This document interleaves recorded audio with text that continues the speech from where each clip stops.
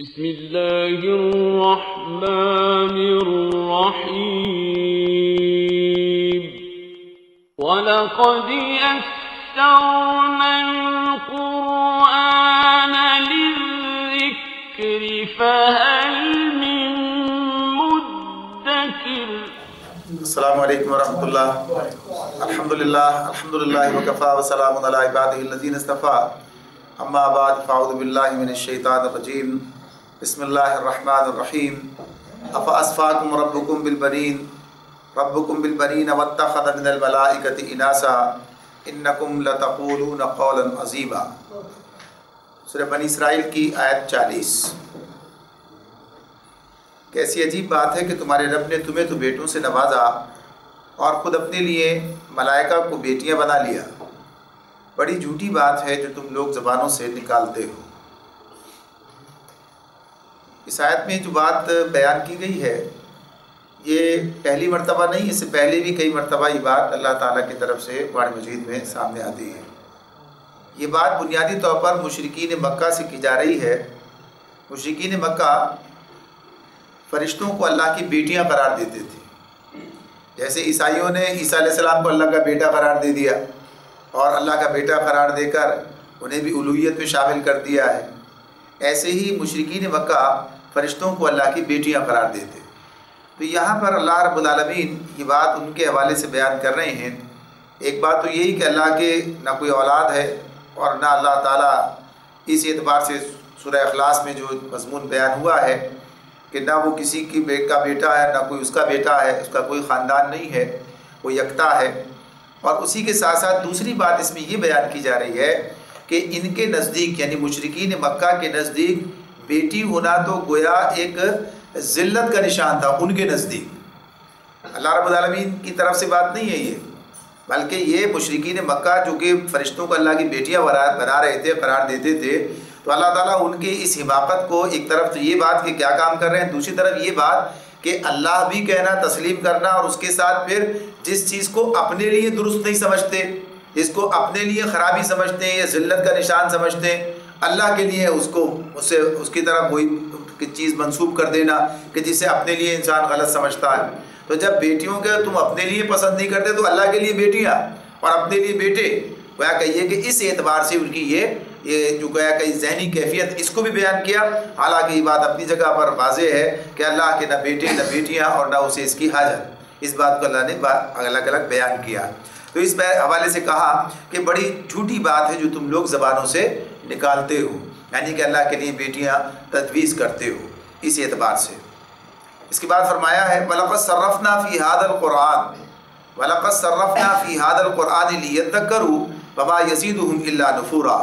ہم نے اس قرآن میں طرح طرح سے لوگوں کو سمجھایا کہ ہوش میں آئیں، مگر وہ حق سے زیادہ اور دور ہی بھاگے چلے جا رہے ہیں۔ قرآن مجید اسی مقصد کے لیے نازل کیا گیا ہے کہ لوگوں کو ہدایت کی طرف بلایا جائے، لوگوں کے لیے ہدایت نامہ بنا کر بھیجا گیا، اللہ کی طرف بلانا، اللہ کے راستے کی طرف بلانا، صحیح راستہ ان کے سامنے رکھنا، کامیابی کے راستے کو ان کے سامنے واضح کرنا، ان کو دنیا اور آخرت دونوں کی کامیابیوں کا راستہ بتا کر اس پر عمل کرنے کی ترغیب دلانا۔ اور یہ کئی ساری چیزیں قرآن مجید کے مضامین میں شامل ہیں۔ جو گمراہیاں ہیں ان گمراہیوں کے بارے میں بھی قرآن تنقید کر کے بتاتا ہے کہ ان گمراہیوں کی کوئی بنیاد نہیں ہے، یعنی بہت مدلل انداز کے اندر ان چیزوں پر اللہ تعالیٰ نے بات کی ہے۔ جیسے بت پرستی کا معاملہ تھا، شرک کی بات تھی، یا گویا کہیے کہ اس اعتبار سے سیکولرزم کی بات جس طرح ہمارے سامنے اور اس حوالوں سے آتی ہے، قرآن اس کو اس اعتبار سے بیان کرتا ہے۔ اور زندگی گزارنے کے لیے جو بہترین طریقے، بہترین اصول جنہیں کل تک ہم نے مطالعہ کیا ہے، یعنی وہ تمام اصول جن کی بنیاد پر ایک بہترین معاشرہ وجود میں آتا ہے اور ایک اجتماعی زندگی اس کے نتیجے میں قائم ہوتی ہے۔ ایک ریاست کے لیے جو چیزیں اصول اللہ رب العالمین نے رکھے ہیں وہ پچھلی ابھی 2-4 نشستوں میں ہم نے ان کو مطالعہ کیا ہے۔ تو اب اللہ تعالیٰ یہ بات بتا رہے ہیں کہ یہ سب چیزیں ہم نے تمہارے سامنے بہت کھول کر بیان کی ہیں، اور کس مقصد کے لیے کی ہیں؟ اس لیے کہ لوگ اس کو سمجھیں اور اس پر عمل کر کے اور اس کا فائدہ اٹھائیں۔ جبکہ دوسری طرف صورتحال کیا ہے گمراہ لوگوں کی کہ اس سے دور بھاگے چلے جا رہے ہیں، بجائے اس کے کہ اسے سمجھنے کی کوشش کریں اور اس سے سمجھ کر فائدہ اٹھائیں، بجائے فائدہ اٹھانے کے وہ اس سے باہر نکلنے کے یعنی اسے دور بھاگنے کی فکر میں لگے ہوئے ہیں۔ تو گویا اگر اس سے فائدہ نہیں اٹھائیں گے تو نقصان کس کا ہے؟ ان کا اپنا ہے۔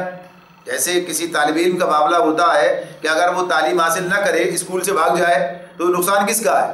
اسکول والوں کا ہے، نہ کسی اور کا ہے، بلکہ نقصان اس کا اپنا ہے، اس لیے کہ وہ تو اس مقصد کے لیے بنایا گیا ہے کہ لوگوں کو اچھی زندگی یعنی گزارنے کا طریقہ سلیقہ سکھائے، یعنی ایک تعلیم کا انتظام وہاں پر ہے۔ تو یہ تو ایک بڑی یعنی گویا کہیے کہ چھوٹے درجے کی بات ہے۔ یہ تو بڑے درجے کی بات ہے کہ جو دنیا اور آخرت کی تمام کامیابیاں اور بھلائیاں جس جگہ موجود ہیں، جس ہدایت نامے کے اندر یہ چیزیں موجود ہیں، ان سے انسان جو ہے بھاگ جائے یا فرار ہو جائے، اس کی طرف رغبت نہ رکھے۔ تو اللہ تعالیٰ اسی میں نفور کہتے ہیں کہ نفرت کے ساتھ کسی چیز سے دور ہو جانا، بھاگ جانا، اس کی طرف متوجہ نہ ہونا۔ قُلْ لَوْ كَانَ مَعَهُ آلِهَةٌ كَمَا يَقُولُونَ إِذًا لَابْتَغَوْا إِلَىٰ ذِي الْعَرْشِ سَبِيلًا۔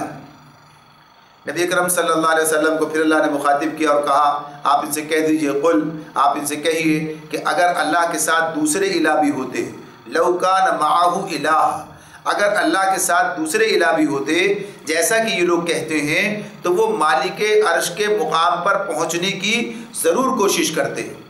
یہ شرک کے حوالے سے اللہ تعالیٰ نے اس کو گویا کہ یہ کہ سمجھایا ہے بات یہاں پر کہ اگر جیسے یہ لوگ کہتے ہیں کہ اللہ کے سوا اور بھی الہ ہیں، اور بھی لوگ معبود ہیں جو مختلف ان کے پاس اختیارات ہیں، اور جیسے ہندوؤں کا عقیدہ ہے کہ کوئی نیکی کا ہے، کوئی بدی کا ہے، اور کوئی بارش کا ہے، اور کوئی رزق کا ہے، اور تو کوئی دولت کی دیوی ہے، یعنی مختلف انہوں نے تقسیم کر رکھے ہیں۔ یہ سارے جو خدائی اختیارات ہیں اس کے طریقے سے مختلف الہ بنا کر ان کے درمیان تقسیم کیے ہیں۔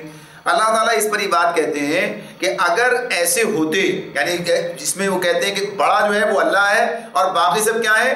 چھوٹے خدا ہیں، اس کے نیچے ہیں، اور ان کے پاس مختلف اختیارات ہیں۔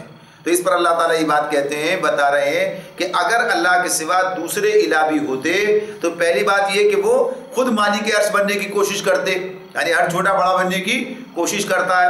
اگر کسی کے پاس اختیار ہے تو وہ اور زیادہ اختیار حاصل کرنا چاہتا ہے، اور وہ کہیے کہ اصل مختار کل بننے کی کوشش میں لگا رہتا ہے۔ دنیا میں اب یہ چیزیں دیکھتے ہیں۔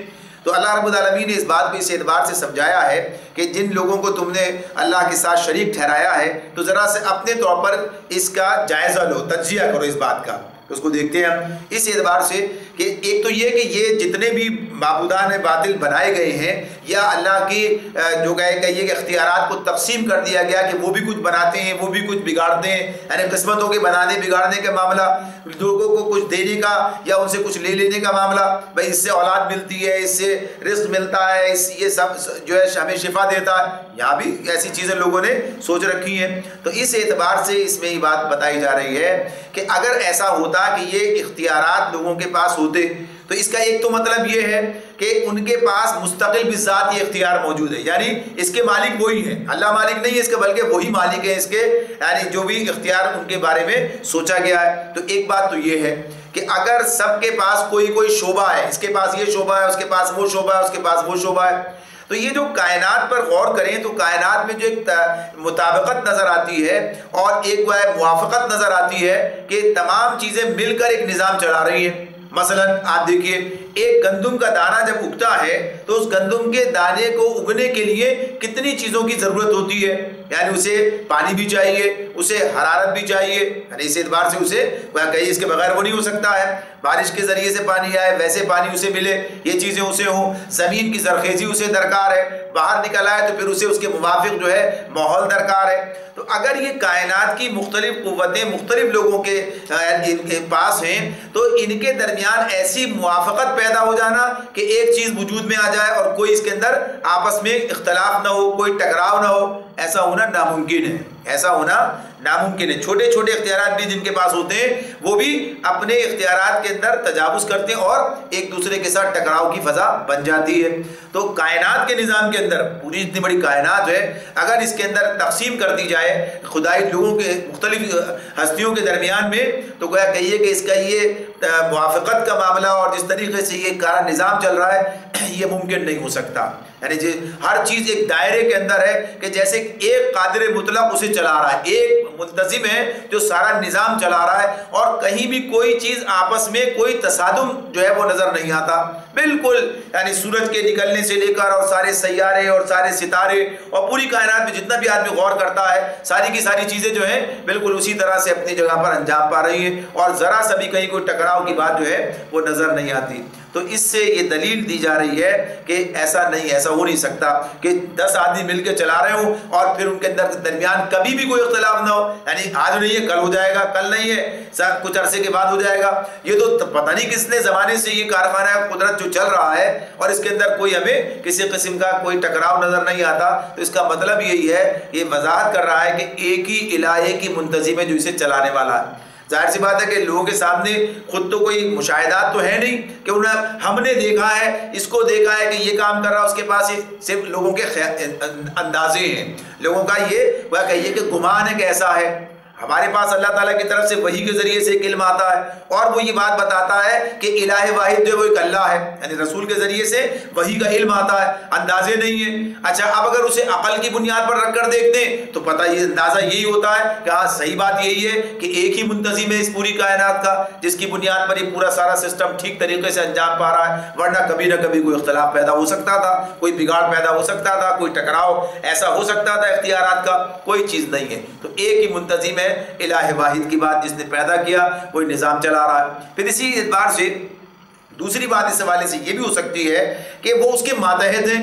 ماتحت کا معاملہ یہ ہے کہ اگر خدائی کے کچھ اختیارات اس ماتحت کے حوالے کر دیے جائیں, اس کے حوالے کیے جائیں, تو جو انسان ہے, اگر انسان کی بات دیکھیں, مخلوقات کی بات دیکھیں کہ مخلوق ہے لیکن اللہ نے کچھ اختیارات اسے دے دیے اور وہ مخلوق ہونے کی حیثیت سے اس کام کو جو ہے انجام دے رہے ہیں. تو بنیادی طور پر اگر ہم دیکھیں کہ اگر کسی کو کسی طرح کا اختیار دے دیا جائے, یعنی جو بندہ ہے اگر وہ بندگی کی حدود سے تجاوز کرنے لگے, یعنی اس کے معاملے میں یہ جو چھوٹے سے اختیارات انسان کو دنیا کے اندر جو اپنے ہی جیسوں کے لوگوں کے درمیان ملتے ہیں اور وہ بھی پابند ہوتے ہیں, یعنی اسے لامتناہی اختیار نہیں ہوتا مگر وہ بھی انسان کے دماغ میں کتنے گویا کہ یہ چیزیں پیدا کر دیتے ہیں, کتنا تکبر پیدا کر دیتے ہیں, یا کتنا گویا کہیے کہ اس حوالے سے ان کے اختیارات کا غلط استعمال جو ہے وہ سامنے آتا ہے. اس کے اثرات ہیں نا. آج ہم دیکھتے ہیں کہ مختلف ادارے اگر اپنا کام صحیح کر رہے ہوں, مختلف جو اختیارات جن کے لوگوں کے پاس ہیں وہ صحیح کام کر رہے ہوں تو سارا نظام صحیح چلے گا. لیکن ہم دیکھتے ہیں سارا نظام صحیح نہیں چل رہا ہے. یعنی دنیا کے اندر بھی دیکھ سکتے ہیں, اپنے ملک کے اندر بھی دیکھ سکتے ہیں, اور اس کی وجہ یہی ہے کہ وہاں پر جو لوگ موجود ہیں وہ ایک تو اپنے اختیار کا صحیح استعمال نہیں کر پاتے, یا اس کے اندر کچھ نہ کچھ اونچ نیچ ہوتی ہے, یا اس کے اندر کسی نہ قسم کا کوئی ان کے اندر تفاوت ہو جاتا ہے.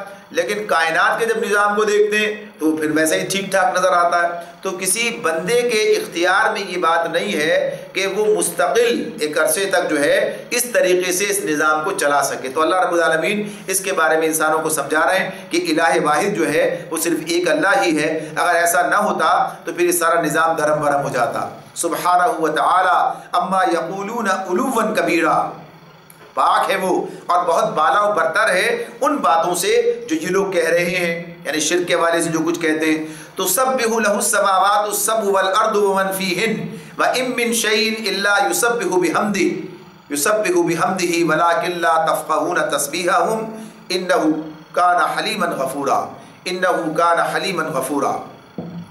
فرمایا اللہ تعالیٰ نے اس کی پاکی تو ساتوں آسمان اور زمین اور وہ ساری چیزیں بیان کر رہی ہیں جو آسمانوں اور زمین میں ہیں. کوئی چیز ایسی نہیں جو اس کی حمد کے ساتھ اس کی تسبیح نہ کر رہی ہو مگر تم اس کی تسبیح سمجھتے نہیں ہو, اس کی تسبیح سمجھتے نہیں ہو. حقیقت یہ ہے کہ اللہ یعنی وہ بڑا ہی بردبار اور درگزر کرنے والا ہے. اس آیت میں جو بات ہمارے سامنے آ رہی ہے اس میں اللہ تعالیٰ ایک بات تو یہ بیان کر رہے ہیں کہ ساتوں آسمان اور زمین اللہ کی پاکی بیان کر رہے ہیں. یعنی انسان کی کیا حیثیت ہے, انسان اگر یہ بات نہیں سمجھتا نہیں مانتا ذرا غور کرے تو اسے یہ بات نظر آئے گی کہ یہ ساری کائنات جو ہے وہ اللہ کی پاکی بیان کر رہی ہے. یعنی آسمان زمین اور جو چیزیں ان کے درمیان ہیں جو اس کے اندر, تو کائنات کی بات ہو گئی, ساری کائنات اللہ کی پاکی بیان کر رہی ہے.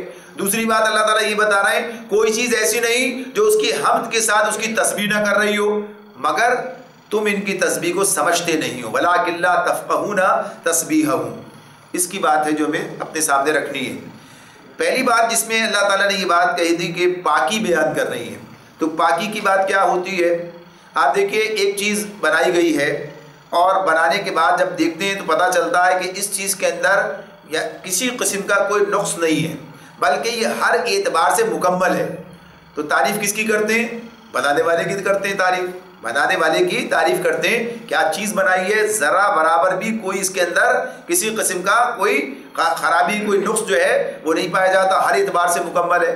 پھر وہ اس طرح سے جو کام کرتی ہے تو کس کی طرف جاتی ہے بات؟ جس نے اسے تخلیق کیا ہے، جس نے اسے بنایا ہے، وہی قابل تعریف ہوتا ہے۔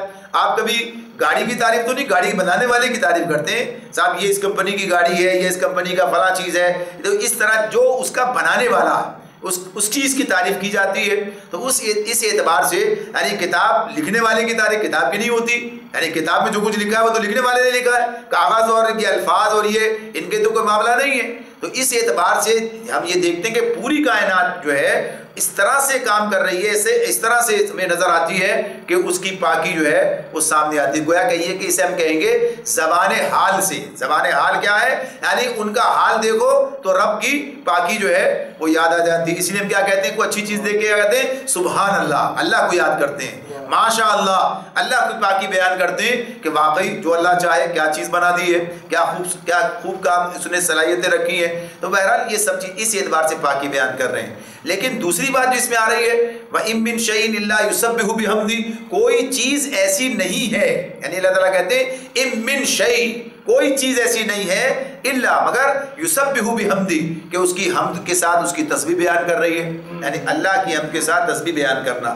اب یہ تسبیح کا جو معاملہ ہے تو اس اعتبار سے اللہ کی پاکی بیان کرنا، اللہ کی حمد کرنا، اس کی خوبی اور تعریف بیان کرنا، اس اعتبار سے بات یہ ہے۔ تو ایک بات تو وہ ہو گئی کہ ہر شے جو ہے اپنے خالق اور اپنے رب کے کو جو ہے اس کے کسی قسم کے بھی عیوب اور نقائص سے پاک، کمزوریوں سے پاک ہونا ظاہر کر رہی ہے، اس کا بنانے والا کیسا زبردست ہے۔ اسی کے ساتھ یہ بھی کہ اس کے تمام کمالات سے متصف اور تمام یعنی تعریف کے قابل ہونا بھی بیان کرتی ہے۔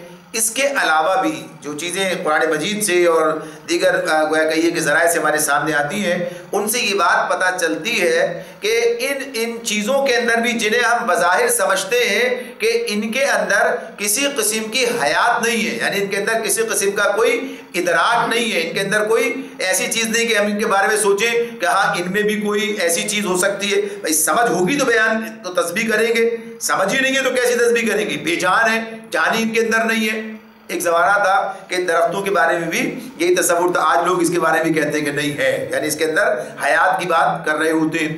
اچھا پتھر ہیں، چٹانیں ہیں، آسمان و زمین کے بارے میں تو ہم جانتے ہی نہیں ہیں، وہ تو ہماری گویا دسترس سے باہر ہیں کہ ہم ان کے بارے میں پوری بات کہہ سکیں۔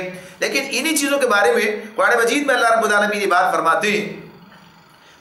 جب یہ انسانوں کے بارے میں بات کی تو کہا کہ انسانوں کے دل جو ہیں یہ پتھروں سے زیادہ سخت ہو گئے، انسانوں کے دل پتھروں سے زیادہ سخت ہو گئے، جبکہ پتھروں میں تو کچھ ایسے بھی ہیں، کل اجارہ اس کہتے ہوئے بات کی، سورہ بقرہ میں بات آئی ہے کہ بعض پتھر ایسے بھی ہیں جو اللہ کے ڈر سے گر پڑتے ہیں، یعنی اللہ کے عبادت سے، خشیت الہی سے گر پڑتے ہیں، پھٹ جاتے ہیں، ان کے اندر سے پانی بہ نکلتا۔ تو یہ گویا کہ یہ انداز بتا رہا ہے کہ اللہ رب العالمین خشیت کس پر تاری ہوتی ہے؟ جو سمجھ بوجھ رکھتا ہے، اس کے اندر کوئی بات ہے اس اعتبار سے۔ تو اللہ تعالیٰ آگے یہ بات بتا رہے ہیں وَلَٰكِن لَا تَفْقَهُونَ تَسْبِيحَهُمْ، تم ان کی تسبیح کو سمجھ نہیں سکتے۔ اب یہ ہماری کمزوری ہے، اس لیے کہ ہمارے پاس دیکھیں کہتے ہیں نا ایک چیز، یہ جہاں پر کتنی اس وقت لہریں موجود ہیں، کتنے سگنلز موجود ہیں، ریسیور اس سگنل کو فوراً کیچ کرتا ہے، یعنی ٹیلی فون پر آپ کے یہ ہمیں پتہ چل رہا ہے نا، آج ہمارے پاس یہ سسٹم ہے، نظام ہے۔ اگر کسی آج سے 100-200 سال پہلے چلے جائیں، آدمی کہے پاگل ہو گئے کہ یہاں آواز کی لہریں یہ سب چیزیں، یعنی مانے گا نہیں، یہ سمجھ میں نہیں آئے گی۔ اس کی بات آج سمجھ میں آ رہی ہے، اور جیسے ہی وہ اس سے میچ ہوتی ہے، یعنی وہ جو اسے ریسیور جو اس کا ہے جب وہ اسے میچ کرتا ہے تو فوراً وہ چیز وہاں منتقل ہو جاتی ہے۔ اب اصل بات کیا ہے کہ اگر یہ جو اللہ نے جو چیز نظام بنایا، اس کا جو ریسیور وہ ہمارے پاس نہیں ہے، ہمارے پاس وہ طاقت نہیں ہے، صلاحیت نہیں ہے، اور ہم وہ اتنی جو ہے کہ یہ سماعت و بصارت نہیں رکھتے کہ اس چیز کو اس طرح سمجھ سکیں۔ تو اس کا مطلب یہ نہیں کہ وہ ہے ہی نہیں، یعنی یہ نہیں کہا جائے گا۔ تو جیسے اللہ نے کہا نا وَلَٰكِن لَا تَفْقَهُونَ تَسْبِيحَهُمْ، تم ان کی تسبیح کو سمجھ نہیں سکتے۔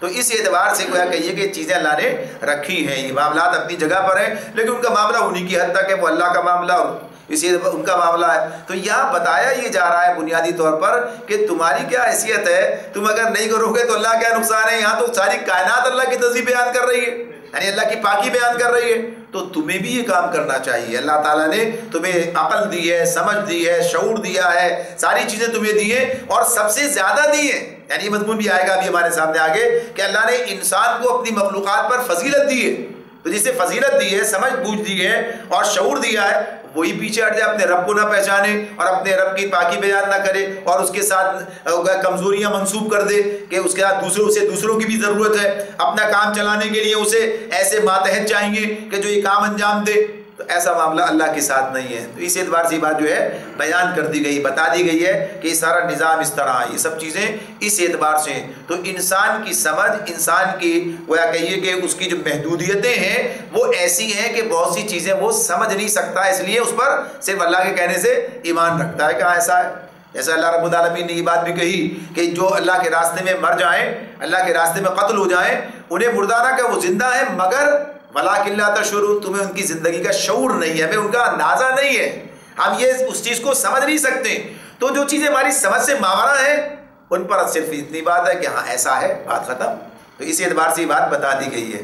تو لیکن بے شمار چیزیں ایسی ہیں جو ہماری سمجھ میں آتی ہیں، جن کی بنیاد پر ہم ان چیزوں کو بھی، ان پر بھی ایمان رکھتے ہیں۔ تو کہا انہ کان حلیما غفورا، بے شک بڑا بردبار، یعنی حلیم کہتے ہیں کہ جو چھوٹی موٹی باتوں پر جو ہے مشتعل نہ ہو، کسی پر ایسی ذرا سی باتوں پر پکڑ نہ کرے، بڑا بردبار ہے، بڑا گویا کہیے کہ اس درگزر کرنے والا، غفور بھی ساتھ میں کہا اللہ نے، یعنی بخشنے والا ہے، درگزر کرنے والا ہے۔ تو اس اعتبار اللہ کی صفات جو ہیں انہیں اللہ تعالیٰ بار بار ہمارے سامنے رکھتے ہیں، اور اسی حوالے سے کہ جو مضمون بیان ہو رہا ہوتا ہے یا تو اس سے متعلق ہوتی ہیں یا ہمیں اس کے بارے میں کچھ توجہ دلائی جاتی ہے کہ اپنے اندر بھی تم یہ چیزیں پیدا کرنے کی کوشش کرو کہ اللہ کے ساتھ تمہارا جو تعلق ہے اس کا اظہار ہو۔ وَإِذَا قَرَأْتَ الْقُرْآنَ جَعَلْنَا بَيْنَكَ وَبَيْنَ الَّذِينَ لَا يُؤْمِنُونَ بِالْآخِرَةِ حِجَابًا مَسْتُورًا، جب تم قرآن پڑھتے ہو تو ہم تمہارے اور آخرت پر ایمان نہ لانے والوں کے درمیان ایک پردہ حائل کر دیتے ہیں۔ اللہ تعالیٰ فرما رہے ہیں کہ جب تم قرآن پڑھتے ہو تو ہم تمہارے اور آخرت پر ایمان نہ لانے والوں کے درمیان ایک پردہ حائل کر دیتے ہیں۔ وَجَعَلْنَا عَلَىٰ قُلُوبِهِمْ أَكِنَّةً أَن يَفْقَهُوهُ وَفِي آذَانِهِمْ وَقْرًا وَإِذَا ذَكَرْتَ رَبَّكَ فِي الْقُرْآنِ وَحْدَهُ وَلَّوْا عَلَىٰ أَدْبَارِهِمْ نُفُورًا، فرمایا اور ان کے دلوں پر ایسا غلاف چڑھا دیتے ہیں کہ وہ کچھ نہیں سمجھتے، اور ان کے کانوں میں گرانی پیدا کر دیتے ہیں، اور جب تم قرآن میں اپنے ایک ہی رب کا ذکر کرتے ہو تو وہ نفرت سے منہ موڑ لیتے ہیں۔ یہ بات جو اس میں بیان کی دو آیات کے اندر، پہلی بات تو اللہ نے بیان کی کہ جب تم قرآن پڑھتے ہو، قرآن ظاہر نبی کرم صلی اللہ علیہ وسلم ان کے درمیان قرآن پڑھ کے سناتے، انہیں پیش کرتے، یعنی مشرکین مکہ بھی سنتے اس قرآن کو، لیکن قرآن ان پر کوئی اثر نہیں کر رہا تھا، قرآن کا کوئی وہ تاثر اس طرح کا قبول نہیں کر رہے تھے کہ اس پر ایمان لے آئے۔ یعنی پہلا تاثر تو یہی بنتا ہے انسان کا، جب کسی چیز سے متاثر ہوتا ہے تو اسے مان لیتا ہے، تو گویا کہیے کہ وہ اسے مان نہیں رہے تھے، ایمان نہیں لا رہے تھے۔ کچھ لوگ جو ہیں اسی قرآن کو سن کر ان کی آنکھیں آنسوؤں سے تر ہو جاتی تھیں، ان کا حال یہ ہوتا تھا کہ ان کے دل جو ہے لرز جاتے تھے اور وہ جو ہے اس پر ایمان لاتے تھے اور اپنے رب کی دعوت کو قبول کرتے۔ قرآن مجید میں یہ سب چیزیں بیان ہوئی اور واقعات بھی اس حوالے سے موجود ہیں۔ یعنی ابشر سے جب عیسائیوں کا ایک وفد آیا اور جب نبی کرم صلی اللہ علیہ وسلم کی خدمت میں حاضر ہوا تو اس وقت میں آپ نے جب قرآن انہوں نے چاہا کہ آپ انہیں سنائیں تو آپ نے انہیں قرآن سنایا، تو 7ویں پارے کی جو ابتدائی آیات ہیں انہی کے بارے میں، وَإِذَا سَمِعُوا مَا أُنزِلَ إِلَى الرَّسُولِ تَرَىٰ أَعْيُنَهُمْ تَفِيضُ مِنَ الدَّمِّ مِمَّا عَرَفُوا مِنَ الْحَقِّ، یعنی جب انہوں نے اس کو سنا تو ان کی آنکھیں آنسوؤں سے تر ہو گئیں، یعنی ان کی کیفیت جو ہے بن گئی ہے۔ اور اسی طرح کی مثال آپ یہ بھی دیکھتے ہیں کہ بات ہمارے سامنے آتی ہے، نجاشی کے دربار میں ابھی ایمان نہیں لایا، نجاشی کے دربار میں جب سورہ مریم سنائی گئی تو اس کی آنکھیں آنسوؤں سے تر ہو گئی، اور یہاں تک کہا گیا روایت میں جو بات آتی ہے کہ داڑھی اس کی آنسوؤں سے بھیگ گئی، اتنا رویا، یعنی قرآن سن رہا ہے اور یہ حالت ہے اس کی۔ اور ایسے بھی ہیں جو قرآن سنتے ہیں تو اس کا مذاق بنا لیتے ہیں، مذاق اڑا رہے ہیں۔ مشرکین مکہ وہاں پر یہ صورتحال بھی نظر آتی ہے۔ تو آخر ایک ہی چیز ایک انسان پر اس طرح اثر انداز ہو رہی ہے اور وہی چیز دوسرے انسان کو متاثر ہی نہیں کر رہی ہے، کیا وجہ ہے اس کی؟ کوئی وجہ تو اپنی جگہ پر ہونی چاہیے۔ تو اللہ تعالیٰ وہی وجہ بیان کر رہے ہیں، وہی بیان کر رہے ہیں، بتا رہے ہیں کہ جب تم قرآن پڑھتے ہو تو ہم تمہارے اور آخرت پر ایمان نہ لانے والوں کے درمیان ایک پردہ حائل کر دیتے ہیں اور ان کے دلوں پر ایسا غلاف چڑھا دیتے ہیں کہ وہ کچھ نہیں سمجھتے اور ان کے کانوں میں گرانی پیدا کر دیتے ہیں۔ یعنی کیا مطلب وہ اس کا کہ تو اللہ ہی کر دیتے تو ان کا قصور کیا ہے؟ تو بات اصل میں یہ ہے کہ آخرت پر ایمان نہ لانے کا یہ قدرتی نتیجہ ہے کہ آدمی کے دل پر قفل چڑھ جائیں، یعنی آدمی کے آخرت پر ایمان نہ لانے کا نتیجہ یہی بنتا ہے۔ اس لیے کہ قرآن جو دعوت پیش کرتا ہے، جو بات کر رہا ہے، جو آپ کے سامنے وہ چیزیں بیان کرتا ہے، تو اس کی بنیاد ہی یہ ہے کہ دنیا کے ظاہری پہلو سے دھوکہ نہ کھاؤ، اس کے بعد ایک آخرت بھی ہے، یعنی وہ اس کے بارے میں بتاتا ہے کہ آخرت ہے اور اس آخرت کے بارے میں لوگوں کو خبردار کرتا ہے۔ وہ یہ بتا رہا ہے کہ ابھی بظاہر دنیا میں کوئی تمہیں جواب طلب کرتا ہوا نظر نہیں آتا، ابھی تمہیں برائی کا کوئی برا نتیجہ آتا ہوا فوراً سامنے نظر نہیں آتا، اور تمہیں کسی بھلائی کے کسی اچھائی کا کوئی فوری نقد جو ہے تمہیں اس کا کوئی اجر ملتا ہوا نظر نہیں آتا، بدلہ ملے، بھائی ہم نے نیک کام کیا تو ہمیں یہ ملنا چاہیے، نماز پڑھ کے آئے تو کچھ ہمیں ملنا چاہیے تھا، اور جو نہیں گئے تو انہیں کچھ سزا ملنی چاہیے تھی، کچھ بھی نہیں ہو رہا ایسا۔ نماز پڑھ کے آنے والے اسے کوئی لڈو نہیں مل رہا ہے، جنا جانے والے کو کوئی سزا نہیں مل رہی، یہ سب چیزیں اپنی جگہ پر ہیں۔ اسی طرح اس سے آگے بڑھ کر جو سچائی اختیار کرتا ہے اور جو کہیے جھوٹ پر اپنے سارے نظام کو چلاتا ہے، جو دھوکہ دیتا ہے اور جو کہے کہ دھوکہ کھاتا ہے، سب برابر یہاں ایسا نظر آ رہا ہے دنیا میں۔ لوگ کیا سمجھ رہے ہیں؟ کچھ بھی نہیں ہے، تو سب ایسی کارخانہ قدرت چل رہا ہے، بس ایسے ہی، کوئی نتیجہ تو سامنے نظر نہیں آ رہا۔ لیکن ہمارا علم کیا کہہ رہا ہے، ہمارا ایمان ہمیں کیا بتا رہا ہے؟ یہ سب چیزیں ان کا نتیجہ ایک دن سامنے آنے والا ہے۔ آج اگر سامنے نہیں آتا تو کل سامنے آنے والا ہے، اس کل پر ہمارا ایمان ہے۔ اس لیے ہم کیا کہتے ہیں کہ آج موقع مل بھی جائے تب بھی کوئی غلط کام نہیں کریں گے۔ آج اگر موقع مل بھی جائے، کوئی دیکھنے والا بھی نہیں ہے اور آدمی کے دل بھی اس طرف مائل ہو رہا ہے اور کوئی فائدہ اسے نظر آتا ہے کہ وہ حاصل کر لے، اور بظاہر کو نقصان اس کے دنیا میں ایسا کرنے قانون پکڑ لے، لوگ دیکھ لیں، یہ بھی نہیں ہے، لیکن وہ پھر بھی رک جاتا ہے۔ کس وجہ سے رک جاتا ہے؟ آخرت میں اللہ تو دیکھ رہا ہے اور آخرت میں کل حساب کتاب ہونا ہے، کل کیا جواب دوں گا، کیا نتیجہ نکلے گا وہاں پر جا کے، کیا۔ تو یہ آخرت پر جو ایمان ہے بنیادی طور پر یہ انسان کا بالکل سارا سسٹم ہی بدل دیتا ہے۔ اب جو آخرت کو مانتا ہی نہیں ہے، جو آخرت کو اس پر یہ بات کیا اثر کرے گی؟ یعنی جو آخرت کو مانتا ہی نہیں ہے، جس کے آخرت پر اس کا ایمان ہی نہیں ہے، اور جو یہ سمجھتا ہی نہیں کہ اس دنیا کے بعد کوئی اور دنیا بھی ہے، کوئی اور زندگی بھی ہے اور اس کے اندر کوئی جزا و سزا کا معاملہ ہے، تو ظاہر ہے اس کے تو اللہ تعالیٰ اسی بات کو کہتے ہیں کہ اس کی آنکھیں گویا اس کی طرف سے بند ہو جاتی ہے، اس کے دل پر قفل لگ جاتا ہے، اب یہ چیزیں اس پر اثر انداز نہیں ہوتی ہیں۔ وہ کہتا ہے یہ تو بے وقوفی کی بات ہے کہ آج جو ہے یہ نقد کو چھوڑ رہے ہیں اس چکر میں کہ شاید کبھی کچھ ایسا ہوگا، بظاہر تو کچھ بھی نظر نہیں آتا، یعنی اس کا ایمان ہی نہیں ہے۔ تو وہ کہتا ہے بظاہر کچھ نظر نہیں آتا، یہ لوگ جو ہے بس امید پر موہوم، یعنی اس کے نزدیک اس کے خیال میں ایسی چیزوں پر انہوں نے اپنی ساری زندگی کی بنیاد رکھ دی ہے، حالانکہ یہ ایک ایسی حقیقت ہے کہ یہ ساری کائنات سے عیاں ہے، نظر آتی ہے۔ تو یہ سارا وحدانیت اور توحید اور اس کے دلائل اسی سے پتہ چلتا ہے۔ اگر ہم اللہ کو مانتے ہیں، یہ مانتے ہیں کہ اس نے یہ دنیا بنائی ہے اور وہ اس کا نظام چلا رہا ہے، تو یا تو ہم اسے حکیم نہ مانیں، یا ہم اسے گویا کہیے کہ اس اعتبار سے کھلنڈرا تسلیم کر لیں، بھائی کھیل کھلونا بنایا اور بنا کے چھوڑ دیا، کوئی واسطہ نہیں اس سے۔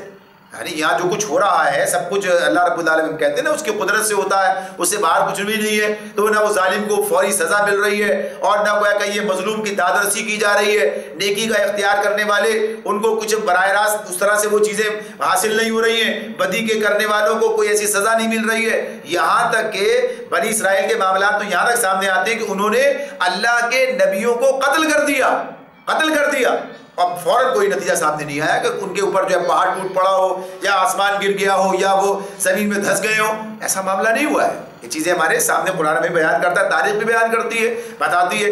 ایسے ظلم لوگ کرتے ہیں، اب بھی کرتے ہیں، بڑے بڑے ظلم جو ہے وہ کیے جاتے ہیں، انسانوں کے ساتھ کس طرح کے ظلم کیے جاتے ہیں، یعنی ان کی لاشوں کا مسئلہ کیا جائے، انہیں گویا زندہ انسانوں کو اس طرح سے قتل کیا جائے، یہ سب چیزیں ہو رہی ہوتی ہیں۔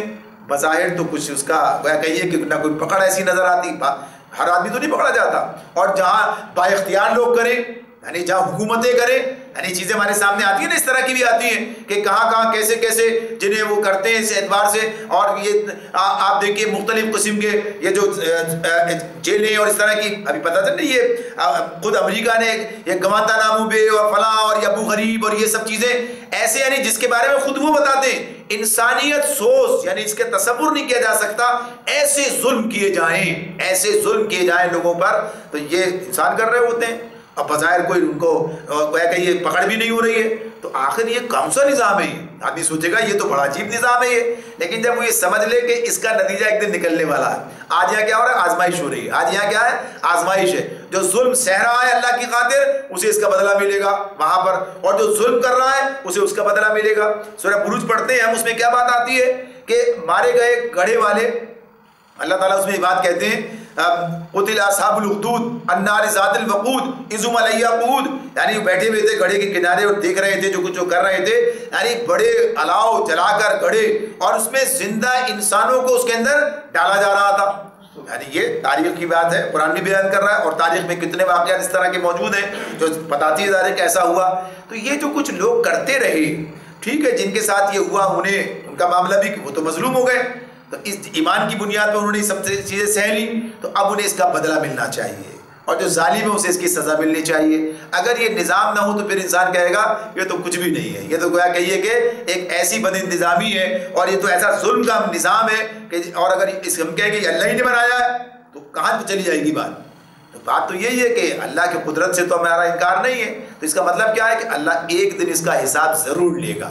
اس نے یا دنیا آزمائش کے لیے بنائی ہے، یا لوگوں کو موقع دیا گیا ہے کہ آپ چاہیں تو کریں چاہیں تو نہ کریں. جیسے ایک طالب علم ہوتا ہے، سال بھر اسے چاہے کھیل میں گزار دے اور چاہے جس طرح کے اپنا وقت گزار دے، لیکن جب امتحان آئے گا تو فیل یا پاس تو ہو جائے گا وہ. یعنی دونوں میں سے ظاہر ہے جس نے اپنا وقت کھیل میں گزارا ہے اور استاد کی جو ہے بات نہیں مانی ہے اور گویا کہیے کہ اپنی تعلیم پر توجہ نہیں دی ہے، تو ظاہر سی بات ہے وہاں فیل ہو جائے گا اس طرح سے. اب یہ نہیں کہہ سکتا کہ صاحب میرا تو یہ سارا سال جو ہے ضائع ہو جائے گا، پہلے آپ نے سال پہلے ہی ضائع کیا ہے. تو یہ انسان کی زندگی کا بھی معاملہ ہے. تو اللہ رب العالمین یہ بات بتا رہے ہیں کہ جو آخرت پر یقین نہیں رکھتے تو ان کا معاملہ یہی ہے. اسی طرح جیسے آخرت پر کا ایک تو یقین نہ رکھنا ہوتا ہے، ایک آخرت پر یقین تو ہوتا ہے مگر عقیدہ آخرت میں بگاڑ ہوتا ہے. اس کی بھی مثال ایسی ہے، جو بچہ یہ سمجھتا ہو کہ نقل سے ہی کام چلے، نقل ہوتی ہے، نقل سے پاس ہو جائیں گے، نقل تو ہوتی ہے اور نقل کے لیے کوئی رکاوٹ بھی نہیں ہے، لہٰذا پڑھنے کی کیا ضرورت ہے. جس کو نقل کا احساس یعنی یقین ہو جائے، یا جس کو یہ یقین ہو جائے کہ بھائی میرے ابا جو ہیں ان کی اتنی پہنچ ہے کہ وہ تو ویسے ہی مجھے سب کچھ کرا دیں گے، کبھی نہیں پڑھے گا. یعنی یہ ظاہر سے پتہ اپنی محنت سے ہی ہوتا ہے، جو کچھ ہے وہ کرے گا یہ کام. تو ایسی عقیدہ آخرت کے بارے میں جیسے یہودیوں کا یہ خیال تھا، ارے ہم تو ایسے انبیاء کے اولاد میں سے اور ان کی نسل میں سے اور ان کی امتی ہیں، ہم تو ایسے ہی سیدھے جنت میں چلے جائیں گے. یعنی کچھ بھی کام کیا ہو، بھلے ظلم کے بازار گرم کر دیے ہوں، تو عقیدہ آخرت کا بگاڑ اس نے انہیں اس راستے پر ڈال دیا کہ انہوں نے سارے کے سارے جرائم کیے. تو یہ بالکل ایسے ہی معاملہ ہے کہ جسے اس بات کا یقین ہو جائے کہ ہاں یہ ہماری محنت کا نتیجہ نہیں ہے بلکہ یہ تو بدعنوانی سے کام ہو جائے گا. نقل بدعنوانی ہے، سفارش بھی ایسی کہ جس کے اندر صحیح کو غلط کر اور غلط کو صحیح کر دیا جائے، یہ بھی بدعنوانی ہے. تو جس کا یقین اس پر ہو تو وہ محنت نہیں کرے گا. تو ایسے دنیا میں بھی یہ ساری چیزیں لوگوں نے گھڑی ہیں وہ اسی بنیاد پر گھڑی ہیں تاکہ انہیں جو چاہے کرنے کا موقع مل جائے. ورنہ اگر سیدھے راستے پہ چلنا ہے، صحیح کام کرنا ہے، تو ظاہر سی بات ہے کہ پھر تو یہ سارے معاملات ہی نہیں ہیں. پھر تو یہی ہے کہ بھائی محنت کریں گے اور کامیابی مقدر بنے گی، اللہ تعالیٰ کے احکامات پر عمل کریں گے. تو یہ بات اللہ نے بتا دی کہ آخرت کے پر ایمان نہ رکھنا یا آخرت کے عقیدے میں بگاڑ ہونا، اس کے نتیجے میں انسان قرآن کی دعوت سے فائدہ نہیں اٹھا پاتا. اور جو دوسری بات کہی ہے کہ جب تم قرآن میں اپنے ایک ہی رب کا ذکر کرتے ہو تو وہ نفرت سے منہ موڑ لیتے ہیں. یعنی یہ جو کیفیت ان کی ہے، تو اس معاملے میں بھی یہ کیفیت جو ان کی نظر آتی ہے کہ بس ایک اللہ کی بات، نہ کوئی بات، نہ کسی اور کی بات، نہ کوئی حکایات، نہ کوئی کہیے کہانی، نہ کوئی ایسی بات، نہ کسی کوئی کرامت کا ذکر، نہ فلاں کی بات، نہ یہ، یعنی جو کچھ بھی کہتے ہیں بھائی ہر چیز اللہ کے ساتھ وابستہ. جب بات کرتے ہیں ساری شفا دینے والا ہے تو اللہ ہے، اگر کوئی کہیے کہ رزق کی وسعت ہے تو وہ بھی اللہ ہی کے اختیار میں، اگر محدود کرتا ہے تو وہ بھی اللہ ہی کر دیتا ہے. یعنی ہر کام کا بنانے اور بگاڑنے والا کسی اور کی بات ہی نہیں ہو رہی. یعنی جب ہم بات کرتے ہیں قرآن ہمارے سامنے جب نقشہ رکھتا ہے، قرآن مجید کو پڑھنے کے بعد کوئی آدمی اس نتیجے پر نہیں پہنچ سکتا کہ اختیارات جو ہیں اللہ کے سوا کسی اور کے پاس بھی ہیں۔ تو اس قرآن میں تو یہی بات تھی جو نبی صلی اللہ علیہ وسلم بیان کر رہے تھے، ان کے سامنے رکھتے تھے۔ تو اللہ تعالیٰ فرما رہے ہیں کہ یہی بات جو ہے ان کی سمجھ میں نہیں آ رہی، بڑا برا لگ رہا ہے انہیں، یہ سارے ہمارے جتنے ہم نے سب بنا رکھے ہیں یہ اپنے الہ، ان میں سے کسی کا نام ہی نہیں لیتے آپ، ان کا تو کوئی تذکرہ ہی نہیں کرتے، ان کا کوئی ان کے گویا کہ یہ تعریف توصیف اور ان کے اختیارات اور ان کے معاملات کے بارے میں کوئی بات ہی نہیں ہو رہی۔ ظاہر سی بات ہے جب ہے ہی نہیں، اللہ نے رکھی نہیں تو کہاں سے ہوگی بات؟ قرآن تو یہ بتا رہا ہے کہ سارے اختیارات اللہ کے پاس ہیں، اللہ اکیلا خالق ہے، باقی سب مخلوق ہیں اور سب اللہ کے سامنے حاضر ہونے والے ہیں۔ تو اسی بات کو آگے فرمایا، نحن اعلم بما يستمعون به اذ يستمعون الیک واذ هم نجوا اذ يقول الظالمون ان تتبعون الا رجلا مسحورا۔ ہمیں معلوم ہے کہ جب وہ کان لگا کر تمہاری بات سنتے ہیں تو دراصل کیا سنتے ہیں، اور جب بیٹھ کر باہم سرگوشیاں کرتے ہیں تو کیا کہتے ہیں۔ یہ ظالم آپس میں کہتے ہیں کہ یہ تو ایک سحر زدہ آدمی ہے جس کے پیچھے تم لوگ جا رہے ہو، نبی صلی اللہ علیہ وسلم کے بارے میں کہتے ہیں۔ یعنی یہ بات اللہ تعالیٰ بیان فرما رہے ہیں، یعنی یہ مشرکین مکہ یعنی ان کے سردار تھے، ان کا معاملہ یہ ہے کہ ایک طرف تو یہ قرآن سننے کی کوشش بھی کرتے ہیں، یعنی قرآن کے جو معاملات یعنی اس انداز سے قرآن کا اپنا ایک نظم اور قرآن کا ایک اپنا لحن اور قرآن کی جو خوبی ہے وہ اپنی جگہ پر ہے، تو بہرحال یہ چھپ کے قرآن سنتے بھی تھے۔ پھر انہیں اس بات کا اندیشہ بھی رہتا کہ کہیں کوئی اس آدمی سے متاثر نہ ہو جائے۔ جو سردار تھے بڑے بڑے آپس میں بیٹھتے اٹھتے تھے، اور جب وہ دیکھتے کہ کسی آدمی کو کہ یہ ادھر متاثر ہو رہا ہے، کچھ ادھر اس کی رغبت بڑھ رہی ہے، یہ کچھ جھکاؤ اس کا پیدا ہو رہا ہے، تو اسے سمجھاتے بتاتے، ارے بھائی یہ تو ایک سحر زدہ آدمی ہے، کہاں تم ان کے پیچھے چلے جا رہے ہو، یہ تو سب جادوگری کا چکر ہے، یہ تو سارے معاملات اس طرح ہیں اور اسی کی بنیاد پہ سارا تو وہ یہ الزام لگا دیتے، اس اعتبار سے جو ہے یہ کام وہ کر رہے تھے۔ تو اللہ تعالیٰ فرما رہے ہیں کہ ہم یہ سب کچھ جانتے ہیں کہ جو کچھ یہ سرگوشیاں آپس میں کرتے ہیں، جو باتیں بناتے ہیں، اللہ کے علم سے باہر نہیں ہیں۔ انظر کیف ضربوا لک الامثال فضلوا فلا یستطیعون سبیلا، دیکھو کیسی باتیں ہیں جو یہ لوگ تم پر چھاٹتے ہیں، یہ بھٹک گئے ہیں، انہیں راستہ نہیں ملتا۔ یعنی نبی صلی اللہ علیہ وسلم پر جو الزامات مشرکین مکہ لگاتے تھے وہ کوئی ایک الزام نہیں تھا، جیسے کوئی ایک الزام لگا دیا جائے، ایک الزام لگا کے بات ختم ہو جائے کہ بھائی یہ ہے ان کا یہ ان پر جرم ہے، ان پر یہ چیز جو ہے چسپاں ہوتی ہے، یہ ان کے لیے کہہ دیا گیا۔ تو بنیادی بات یہ تھی کہ یہ کبھی نبی اکرم صلی اللہ علیہ وسلم کے بارے میں کہتے یہ تو شاعر ہے بھائی، بس شاعرانہ باتیں ہیں، سب باتیں ہی باتیں اس انداز سے۔ پھر تو جب احساس ہوتا یہ تو شعر تو ایسا نہیں ہوتا، یہ تو بڑی زبردست باتیں ہیں، یہ تو بڑی اعلیٰ درجے کی خطابت ہے، یہ تو ایسی باتیں سے بیان ہو رہی ہیں، پھر خود ہی اپنی تردید کرتے ہیں کہ نہیں نہیں شاعر نہیں ہے، یہ تو کاہن ہے، یہ تو کاہن ہے اور کہانت کے معاملات ہیں، یہ تو اس طرح۔ پھر اس کے بعد پھر اس کے آپ نے نامعقول ہونے کا احساس ہوتا، یار یہ بات بھی جچتی تو نہیں ہے، ان پر بیٹھتی نہیں پوری، کاہن جیسے ہوتے ہیں، ان کی شخصیت دیکھو، ان کا ہاتھ دیکھو، ان کے معاملات دیکھو، یہ بات تو کوئی مانے گا ہی نہیں۔ اچھا بھائی کاہن نہیں کہتے، اب کیا کہہ دیں گے؟ اب انہیں ساحر کہہ دیں گے۔ تو غرض یہ کہ بات کوئی ایک نہیں طے کر پاتے اور پلٹتے رہتے ہیں، الزامات بدلتے رہتے ہیں، اور وجہ اس کی یہی ہے کہ کوئی بات انہیں سمجھ میں نہیں آتی کہ الزام لگائیں تو کیا لگائیں، یعنی الزام لگانا چاہتے ہیں کہ کیسے انکار کریں، ہم نہیں مانتے ان کی بات، کیا کہہ کے نہیں مانے، تو کوئی الزام لگائیں، الزام لگانے کے لیے کوئی بنیاد نہیں ہے، تو اب طرح طرح کے الزامات۔ تو اللہ تعالیٰ کہتے ہیں کہ یہ بھٹک گئے، انہیں راستہ نہیں ملتا، ان کی سمجھ میں یہ بات نہیں آتی کہ یہ کیا الزام لگائیں، کیا بات کہیں، اور کس طریقے سے اس دعوت سے اپنی جان چھڑا لیں، اس دعوت کے داعی محمد صلی اللہ علیہ وسلم سے اپنی جان چھڑا لیں، تو یہ ان کے بس میں نہیں تھا۔ یہ تو اسی طرح کی حماقتیں جو ہیں یہ کیا کرتے تھے۔ تو اللہ تعالیٰ فرماتے ہیں ہم سب کچھ جانتے ہیں۔ وقالوا اذا كنا عظاما ورفاتا انا لمبعوثون خلقا جديدا، وہ کہتے ہیں کہ جب ہم صرف ہڈیاں اور خاک ہو کر رہ جائیں گے تو کیا ہم نئے سرے سے پیدا کر کے اٹھائے جائیں گے؟ یہ اصل مسئلہ ان کا، وہی بات جو آخرت کی تھی، ان کی سمجھ میں نہیں آتا تھا کہ دوبارہ زندگی پھر ملے گی، دوبارہ پھر زندہ کیے جائیں گے، یہ ان کے یعنی غلط فہمی کا معاملہ تھا۔ قل، آپ ان سے کہہ دیجئے، کونو حجارتا او حدیدا او خلقا مما یکبر فی صدورکم فسیقولون من یعیدنا قل الذی فطرکم اول مرہ فسینغضون الیک رؤوسہم ویقولون متاہ قل عسیٰ ان یکون قریبا۔ یہ دو آیات ہیں جس میں اللہ تعالیٰ فرماتے ہیں ان سے کہو تم پتھر یا لوہا بھی ہو جاؤ، پتھر یا لوہا بھی ہو جاؤ یا اس سے بھی زیادہ سخت کوئی چیز جو تمہارے ذہن میں قبول حیات سے بعید تر ہو، پھر بھی تم اٹھ کر رہو گے، نہیں پھر بھی اللہ تمہیں زندہ کر دیں گے۔ وہ ضرور پوچھیں گے کون ہے جو پھر ہمیں پھر زندگی کی طرف پلٹا کر لائے گا؟ جواب میں کہو وہی جس نے پہلی مرتبہ تم کو پیدا کیا تھا۔ وہ سر ہلا ہلا کر پوچھیں گے کہ اچھا تو یہ ہوگا کب؟ تم کہو کیا عجب وہ وقت قریب ہی آ لگا ہو، اس روز تمہیں پکارے گا، یوم یدعوکم فاستجیبون بحمدہ وتظنون ان لبثتم الا قلیلا، اس روز وہ تمہیں پکارے گا تو تم اس کی حمد کرتے ہوئے اس کی پکار کے جواب میں نکل آؤ گے، اور تمہارا گمان اس وقت یہ ہوگا کہ ہم بس تھوڑی دیر ہی اس حالت میں پڑے رہے ہیں۔ تو یہ سارا مضمون کس چیز کا ہے؟ آخرت کا ہی ہے، آخرت کی بات ہے۔ یہ لوگ ان کی سمجھ میں بات نہیں آتی تھی، تو اللہ تعالیٰ اسی مکالمے کو، ان کے سوال اور جواب کو اللہ تعالیٰ خود اپنے سامنے بیان کرتے ہیں، خود اپنی زبان سے بیان کر رہے ہیں، بتاتے ہیں کہ آپ جواب میں یہ بات کہیے۔ تو یہ بات کہ جب ان کی سمجھ میں یہ چیز نہیں آتی تھی کہ یہ انسان کیسے دوبارہ پیدا کیا جا سکتا ہے، یہ بات ان کی عقل میں نہیں آ رہی تھی۔ حالانکہ بات یہ ہے کہ یہ پہلی مرتبہ پیدا کیے، کیسے پیدا ہو گئے پہلی مرتبہ؟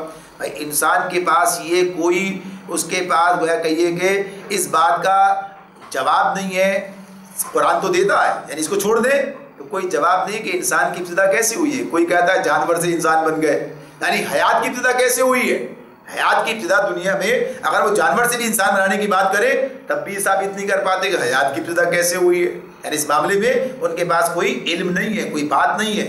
تو یہ بات کہ جس نے پہلی مرتبہ پیدا کیا ہے وہ دوبارہ ہی پیدا کرے گا، عدم سے وجود میں لایا ہے، عدم سے وجود میں لے کر آیا ہے۔ لہذا جو عدم سے وجود میں لایا ہے تو جب ایک مرتبہ وجود مل گیا، اب وہ وجود جو ہے گویا کہیے کہ معدوم ہو گیا کچھ دیر کے لیے۔ آپ تو یہ جانتے ہیں کہ روح نکل گئی اور جسم رہ گیا، اور جسم جو ہے وہ کہاں چلا جاتا ہے؟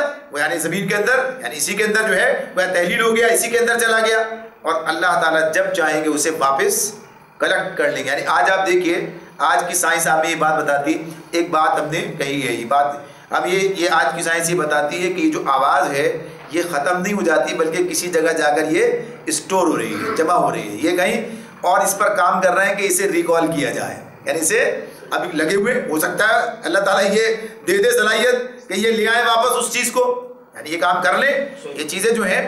تو اس اعتبار سے یہ چیزیں فنا نہیں ہوتی ہیں، یعنی یہ ایک اصول تو پتہ ہے، یہ جو نائٹروجن چکر جسے کہتے ہیں کہ یعنی جو چیز زمین میں جاتی ہے، زمین سے آتی ہے، پھر جاتی ہے، پھر آتی ہے، یعنی یہ اس کو بتاتے ہیں آج لوگ دیکھتے ہیں۔ تو یہی چیزیں اگر غور کریں تو بتا رہی ہوتی ہے کہ قرآن کیا بتا رہا ہے تمہیں، ذرا دیکھو، سوچو، عقل سے کام لو، پتہ چلے گا۔ تو اللہ رب العالمین جب یہ تمام چیزوں کو دوبارہ، یعنی کائنات تو اس کی مٹھی میں ہے نا، ساری چیز اس کے اختیار میں، جب وہ انہیں دوبارہ جمع کرنا چاہے تو جمع کرے گا۔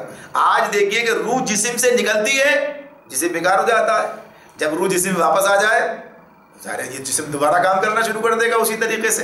یعنی انسان کے سامنے یہ چیزیں جو ہیں ذرا غور کرے تو اس کی بات سمجھ میں آ سکتی ہے اگر سمجھنا چاہے۔ اور سب سے بڑی بات یہ ہے کہ جس نے اپنی قدرت سے پہلی مرتبہ پیدا کیا، کوئی چیز نہیں تھی، کچھ تھا ہی نہیں، یعنی آدم کے پیدا کرنے کا قصہ اللہ بیان کرتے ہیں، کس طرح ہم نے اسے کھرکتی ہوئی مٹی سے بنایا، ایسے سوکھے گارے سے بنایا، یہ سب چیزیں بتائی اللہ نے، اور بنا کے اس نے روح سے پھونکا، ایک جیتا جاگتا انسان آدم بن کے کھڑا ہوا، اسی سے اس کی جوڑا بنایا، یعنی بیوی اس کی پسلی سے پیدا کر دی، اور پھر اس کے بعد چل پڑا سلسلہ آگے۔ اللہ بتا رہے ہیں ایسے پیدا، ایسے معاملہ چلا ہے۔ تو آخر کہاں سے کیا اللہ نے؟ یعنی عدم سے وجود نہیں تھا، پہلے آدم کو بھی اللہ ہی نے بنایا، پھر دیکھیے آدم کو اللہ نے کیسے بنایا ہے؟ بغیر ماں باپ کی، کچھ بھی نہیں تھا، آدم بنا دیے۔ حوا کو علیہ السلام کو کیسے بنایا ہے؟ بغیر ماں کے، ماں نہیں ہے، یعنی حوا کی ماں تو نہیں ہے کوئی، یعنی صرف جو ہے ان کی پسلی سے پیدا کیا، یعنی ان سے اللہ نے اسی سے اس کا جوڑا بنایا۔ قرآن تو یہی بات بتاتا ہے، صرف اتنی بات کہہ کے بات آگے بڑھ جاتی ہے۔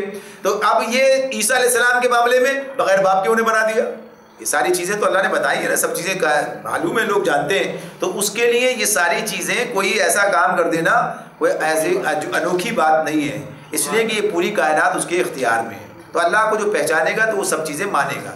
تو یہاں پر اللہ تعالیٰ یہی بات بتا رہے ہیں کہ یہ جو کہتے ہیں کب ایسا ہوگا، کیسے ہوگا، کس طریقے سے ہوگا، تو جواب انہیں صرف اتنا جواب دے دو، اس نے پہلے پیدا کیا وہ اب بھی پیدا کرے گا۔ اس کا ہے کوئی جواب تو لاؤ پیدا بتاؤ کہ بھائی پہلے تو ہمیں کسی نے پیدا نہیں کیا، کوئی نہیں کہہ سکتا کہ ہمیں پہلے کسی نے نہیں پیدا کیا، یعنی یہ معاملہ جو ہے، یا کوئی کہتا ہے کہ ہم تو ماں باپ سے پیدا ہوئے۔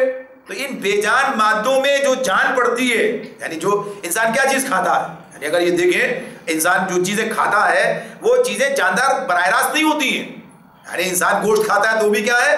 ذبح کر دیتا ہے. وہ تو اس میں جان تو نہیں ہے. اگر وہ نباتات کھاتا ہے تو اس کے بہت سے تو نباتات ہی کھاتے ہیں, بہت سے لوگ غذا یعنی گوشت خور ہی نہیں ہوتے, سبزی خور. ایسے بہت سی قومیں آپ کو ملیں گے سبزی خور ہیں, خالی یہی کام کرتی ہیں, اولادیں تو ان کی بھی پیدا ہوتی ہیں. تو یہ ان چیزوں کے اندر وہ جہاں سے وہ چیز آ جاتی ہے کہ وہی مادہ جو ہے یہ بن جاتا ہے, جو ہم کھا رہے ہیں اسی سے جسم بن رہا ہے, آگے بڑھ رہا ہے. تو اللہ تعالیٰ جو کچھ کر رہا ہے, بے جان سے جاندار کو پیدا کرتا ہے, اس وجہ سے بے جان چیزوں کو نکالتا ہے. تو یہ چیزیں بتائی جا رہی ہیں کہ دیکھو یہ جب تم آخرت کا وقت آئے گا تو کوئی دیر نہیں لگے گی. یوم یدعوکم فاستجیبون بحمدہ فتظنون ان لبثتم الا قلیلا, کہ جس روز وہ تمہیں پکارے گا تم اس کی حمد کی کرتے ہوئے اس کی پکار کے جواب میں نکل آؤ گے. یعنی فوراً سارے کے ساتھ پوری دنیا میں جتنے انسان یعنی پہلے دن سے لے کر اور آخری دن تک قیامت کے آنے تک جتنے انسان دنیا میں پیدا ہوئے اور مرے اور مر کر کہاں گئے؟ زمین کے اندر ہی گئے, کہیں اور نہیں گئے. انسان جو دفن کیے جاتے ہیں وہ بھی زمین میں جاتے ہیں, جو جلا دیے جاتے ہیں وہ بھی زمین میں ہی جاتے ہیں, ان کا بھی سارا مادہ کہیں اور نہیں جاتا, سب یہ وہاں پر. تو جتنے بھی جس طرح بھی انداز ہیں تو یہ سب کے سب زمین سے نکل آئیں گے, سب کے سب جو ہے اللہ کے حکم پر پیدا ہو کر یعنی دوبارہ سے زندہ ہو کر اور پھر اس کی ہم بیان کرتے ہوئے نکل آئیں گے. کوئی دیر نہیں لگے گی اس معاملے میں. تو اللہ تعالیٰ یہ بات بتا رہے ہیں اور پھر کہتے ہیں تمہارا گمان اس وقت یہ ہوگا ہم بس تھوڑی دیر اس حالت میں پڑے رہیں. یعنی یہ جو اتنا طویل وقت جو برزخ کی زندگی ہے, برزخ کا جو معاملہ ہے, یعنی ایک آدمی مر جاتا ہے, ایک آدمی آج مرا, ایک آدمی 1400 سال پہلے کی تاریخ تو ہے نا, بس اسلام کی تاریخ بھی ہے, اس سے پہلے کا بھی معاملہ ہمارے سامنے بہت سی تاریخ موجود ہے. ابراہیم علیہ السلام سے لے کے زمانے کی بات, اس سے ان سے بھی پہلے کی بات, نوح علیہ السلام کے زمانے کی بات, آخر لوگ مر رہے ہیں اس دور کے اندر بھی. تو کتنا وقت گزر گیا, ہزاروں سال کا معاملہ ہے نا یہ تو. اور آگے دنیا کتنی ہے ابھی ہمیں کوئی اندازہ اس بات کا نہیں ہے.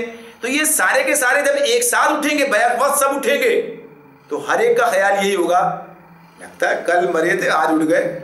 یعنی اندازہ ہی نہیں ہوگا کہ ہوا کیا ہے. انسان جب آخرت میں اٹھے گا تو صورتحال کیا, جس شخصیت کے ساتھ آج ہم موجود ہیں, جس شخصیت کے ساتھ, جس ذہنیت کے ساتھ, اسی کے ساتھ اٹھیں گے. اور آدمی سوچے گا اچھا وہاں پر اس جگہ پر اس اسپتال میں پڑا تھا, وہاں بے ہوش ہوا تھا, اب ہوش میں پتہ نہیں کیا قصہ ہے کیا ہے. یعنی جس کو جو ایمان نہیں رکھتا اس کا معاملہ, جو ایمان رکھتا ہے اسے تو اندازہ ہے کہ موت, فرشتے, وہ چیزیں اس کے ذہن میں موجود ہیں, یادداشت میں موجود ہیں. یہ تو وہی دن ہے جس کا ہم سے وعدہ کیا گیا تھا. یہ کافر دیر میں پہچانیں گے, مشرک دیر میں پہچانیں گے, جب انہیں پتہ چلے گا یہ تو وہی باتیں ہیں جو سنی تھی کبھی ہم نے, یہ کیا معاملہ آ گیا سامنے. تو ان کا معاملہ تو گویا اچھمبے کا ہوگا, حیرانی کا ہوگا. لیکن ایک مسلمان کا معاملہ حیرانی کا نہیں ہے. یعنی اس معاملے میں وہ پہچانتا, یہ سب تذکرہ تو ہمارے سامنے ہو چکا تھا, ہمیں بتایا تھا ایسے ہوگا, ایسے ہوگا, اس طرح ہوگا, یہ قیامت کا منظر ہوگا, یہ حالات ہوں گے, اس طرح پیشی ہوگی, یہ ساری چیزیں ہو رہی ہوں گی, اس کے سامنے ہوگا. ہاں ظاہر سی بات ہے کہ اللہ کے پہچاننے والے یعنی مسلمانوں میں بھی نیک و بد تو ہر طرح کے لوگ موجود ہیں. تو اب جو نیک ہیں یعنی جن کے اللہ تعالیٰ نے یعنی جنہوں نے صحابہ کرام کے دور, وہ بھی ظاہر ہے انہی لوگوں میں انسانوں بھی موجود ہیں, اور ان کے بعد کے لوگ, اور اس کے بعد اور پھر اب بھی نیک لوگ اور ہر طرح کے لوگ موجود ہیں. ان کے معاملات اور ہم جیسے لوگوں کے معاملات بہرحال فرق تو ہوگا, پریشان ہوں گے, کیا بنے گا, کیا معاملات ہیں. تو ہر آدمی اپنے عمل کی بنیاد پر پریشان ہوگا. جس نے کچھ کام کیا ہے وہ اللہ سے امید کی بنیاد پر, اللہ سے معاملہ بھی ایسے ہی کرے گا. نبی اکرم صلی اللہ علیہ وسلم نے یہ بات ارشاد فرمائی ہے, یعنی قیامت کا دن جس کے بارے میں یہ بات بھی آتی ہے کہ 50,000 سال کا دن, یعنی ہماری اب یہ کوانٹٹی یعنی اس کو جو آپ اس سے کوئی نسبت دے کر محسوس کرنا ہے کتنا بڑا دن ہوگا. تو اتنی بات جو 50,000 سنہ آیا ہے سورہ مارج میں, 50,000 سال کا دن, تصور سے باہر ہے کہ کتنا بڑا دن ہے وہ. تو کہا کہ یہ مومن کے لیے اس کی کیفیت یہ ہوگی, مومن کے لیے اس کی کیفیت یہ ہوگی گویا عصر کا وقت, یعنی جس میں دن گزرتے پتہ نہیں چلتا ہے, دن گزرتے یعنی اس کی سختی سے اللہ اسے بچا لیں گے, اللہ تعالیٰ اسے. اور یہ جو کیفیت ہے یعنی کوئی انہونی بات نہیں ہے. اللہ رب العالمین جس کے ساتھ جیسا معاملہ کرنا چاہتے ہیں ویسے ہی کرتے ہیں. آدمی کو پتہ بھی نہیں چلتا ہے کیا کچھ ہو رہا ہے, کیا اس چیزیں. اور ہمارے پاس تو قرآن مجید موجود ہے نا, بہت سی مثالیں ہمارے سامنے آتی ہیں. اصحاب کہف کے بارے میں آپ کیا, سورہ کہف آ رہی ہے آگے, بنی اسرائیل ختم ہونے والی ہے, سورہ کہف شروع ہوگی, اصحاب کہف کا قصہ سامنے آ جائے گا. 300 سال کی بات ہوتی ہے ان کے بارے میں, سوتے رہے, اور جب اٹھا کے کھڑا کیا اللہ نے, اب سوچ رہے ایک دن ہوا ہے یا کتنا وقت گزرا ہے پتہ نہیں چل رہا ہے, شاید ایک دن سے زیادہ ہو گیا ہے, کتنا دیر سوتے رہے. آخر جب آدمی سو کے اٹھے گا تو کیا اندازہ کرے گا, اندازہ ہی کر، لیکن پتہ چل رہا ہے کہ یہ تو صدیاں گزر گئی ہیں، صدیاں. تو اللہ کا نظام ہے، اللہ تعالیٰ کے اپنے. تو یہ بتاتا ہے کہ دیکھو انسان تو بس اتنی محدود سی عقل رکھتا ہے، پھر بھی اللہ کے آگے یعنی مانتا نہیں، سر تسلیم خم نہیں کرتا اور آگے بات کرتا ہے. وقل، اور کہہ دیجئے، لعبادی یقول التی ہی احسن، اور اے محمد صلی اللہ علیہ وسلم میرے بندوں سے کہہ دو کہ زبان سے وہ بات نکالا کریں جو بہترین ہو. ان الشیطان ینزغ بینہم ان الشیطان کان للانسان عدوا مبینا. فرمایا کہ دراصل یہ شیطان ہے جو انسانوں کے درمیان فساد ڈلوانے کی کوشش کرتا ہے. حقیقت یہ ہے کہ شیطان انسان کا کھلا دشمن ہے. یہ جو بات اس میں آئی ہے وقل لعبادی یقول التی ہی احسن، میرے بندوں سے کہہ دو کہ زبان سے وہ بات نکالا کریں جو بہترین ہو. یعنی اللہ تعالیٰ یہ بات ہم سے کہہ رہے ہیں، نبی اکرم صلی اللہ علیہ وسلم کے ذریعے کہلوائی جا رہی ہے. قل، آپ ان سے کہہ دیجئے. کن سے کہہ دیجئے؟ لعبادی، میرے بندوں سے کہہ دیجئے. اللہ کے بندوں سے اللہ ہمیں اپنا بندہ مخاطب کرے کہتا ہے. اور کیا کہتے ہیں؟ یقول التی ہی احسن، زبان سے وہ بات نکالو جو بہترین ہو. یعنی گفتگو کا طریقہ کیا ہونا چاہیے؟ اللہ تعالیٰ ہمیں، اور کس دور کے لوگوں کے سامنے بات ہو رہی ہے؟ یہ وہ تو بڑی اعلیٰ درجے کے لوگ تھے جن سے بات کی جا رہی ہے. نہیں، صحابہ کرام کا دور ہے، ان سے جب بات ہو رہی ہے. اور اسی طرح کی بات ہم سورہ بقرہ میں پڑھ کر آئے جس میں اللہ تعالیٰ نے بنی اسرائیل کے حوالے سے بات کی تھی، اور پھر اس کے اندر ہمیں بھی مخاطب کیا قولوا للناس حسنا. قولوا للناس، لوگوں کے ساتھ اچھی طرح سے بات کرو، لوگوں سے اچھی بات کرو. تو اب یہ اچھی بات اچھے طریقے سے کرنا، ایک تو اچھی بات کرنا اور پھر اچھی بات بھی اچھے طریقے سے کرنا، دونوں چیزیں بڑا ہنر مانگتی ہیں. یعنی انسان کے بہت سارے معاملات کس بنیاد پر خراب ہوتے ہیں؟ زبان کی بنیاد پر خراب ہوتے ہیں. زبان کی بنیاد پر بہت سے مسائل پیدا ہوتے ہیں اور بہت سے مسائل جو ہے انسان جو ہے وہ نقصان سے دوچار ہو جاتا ہے صرف زبان کے اوپر قابو نہ رکھنے سے اور زبان کا غلط استعمال کرنے سے. اس پر اگر بات کریں تو بہت لمبی بات ہے. یعنی زبان کی اگر جسے کہتے ہیں نا آفات اللسان، آفات الزبان کی آفتیں کتنی ہیں، یعنی زبان کے ذریعے سے کیا کیا انسان کے لیے مشکلیں پیدا ہو جاتی ہیں اور کتنے گناہ اس سے وجود میں آتے ہیں، بڑی بات ہے. اور اسی زبان سے جو ہے بڑی عمدہ باتیں بھی ہوتی ہیں. اسی زبان سے اللہ کی کتاب پڑھی جاتی ہے، اسی زبان سے اللہ کی پاکی بیان کی جاتی ہے، اسی سے اللہ کی تسبیح بیان کی جاتی ہے. یعنی سب کچھ اسی کا استعمال ہے، اچھا برا. تو بنیادی طور پر یہ معاملہ جو ہے یعنی دعوت کا کام، یہ سب چیزیں اسی زبان کے ذریعے ہیں. اللہ رب العالمین نے یہ بات ہمارے سامنے رکھی ہے. تو یہ جو اس کا استعمال ہے، نبی کرم صلی اللہ علیہ وسلم نے فرمایا، آپ کا ارشاد ہے تم مجھے 2 چیزوں کی ضمانت دو، تم مجھے 2 چیزوں کی ضمانت دو، میں تمہیں جنت کی ضمانت دیتا ہوں. میں تمہیں، اللہ کے رسول فرما رہے ہیں کہ تم مجھے 2 چیزوں کی ضمانت دو، میں تمہیں جنت کی ضمانت دیتا ہوں. ایک زبان، دوسری شرمگاہ. یعنی جو انسان جن راستوں سے برائی کی طرف جاتا ہے نا، یہ زبان سے ہی جاتا ہے. یعنی وعدہ خلافی کس سے کرتے ہیں؟ زبان سے کرتے ہیں. زبان کے 2 استعمال ہیں. زبان کا ایک استعمال تو یہ ہے کہ آدمی جو بولتا ہے زبان سے اور جو کھاتا ہے وہ بھی زبان کا چٹخارا ہوتا ہے. کس کا ذائقہ کس کا ہے؟ زبان کا ہے نا. یہ سارا معاملہ حرام کا اور اس کا اور اس کا کس کا؟ یعنی باقی تو نیچے اترا تو سب برابر. بھائی نیچے اترنے کے بعد تو کوئی بھی چیز کچھ بھی نہیں ہے. کیا آپ نے یہ کھایا وہ کھایا، کیا کھایا؟ چٹنی روٹی کھائی وہ بھی اور مرغن غذائیں کھائی وہ بھی. زبان سے نیچے اتر کے سب برابر، پھر کوئی چیز نہیں ہے. یہ سب زبان کا چٹخارا ہے، زبان کا معاملہ ہے. تو اسی کے خاطر تو انسان کرتا ہے نا یہ اعلیٰ درجے کی چیزیں، اعلیٰ ذائقے، اعلیٰ معاملات، یہ خواہشات، وہ خواہشات، یہ تمنائیں. تو اس کا یہ بھی پہلو ہے یہ. لیکن زیادہ بات جو ہے وہ بات ہوتی ہے انسان کے قول کی.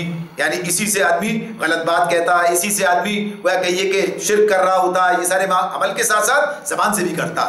تو بنیادی طور پر اس کے بارے میں اللہ تعالیٰ ہمیں پابند کرتے ہیں، بتاتے ہیں، سمجھاتے ہیں کہ دیکھو زبان کا استعمال جو ہے، ویسے تو ہر چیز کا ابھی ہم نے کل ہی پڑھائی ہے، کل یہ مضمون آیا تھا ہمارے سامنے کہ اس میں بات تھی صرف اس کی کہ کان اور آنکھ، یعنی اللہ نے اس کی بات کی تھی، یعنی سماعت و بصارت کی بات کی تھی.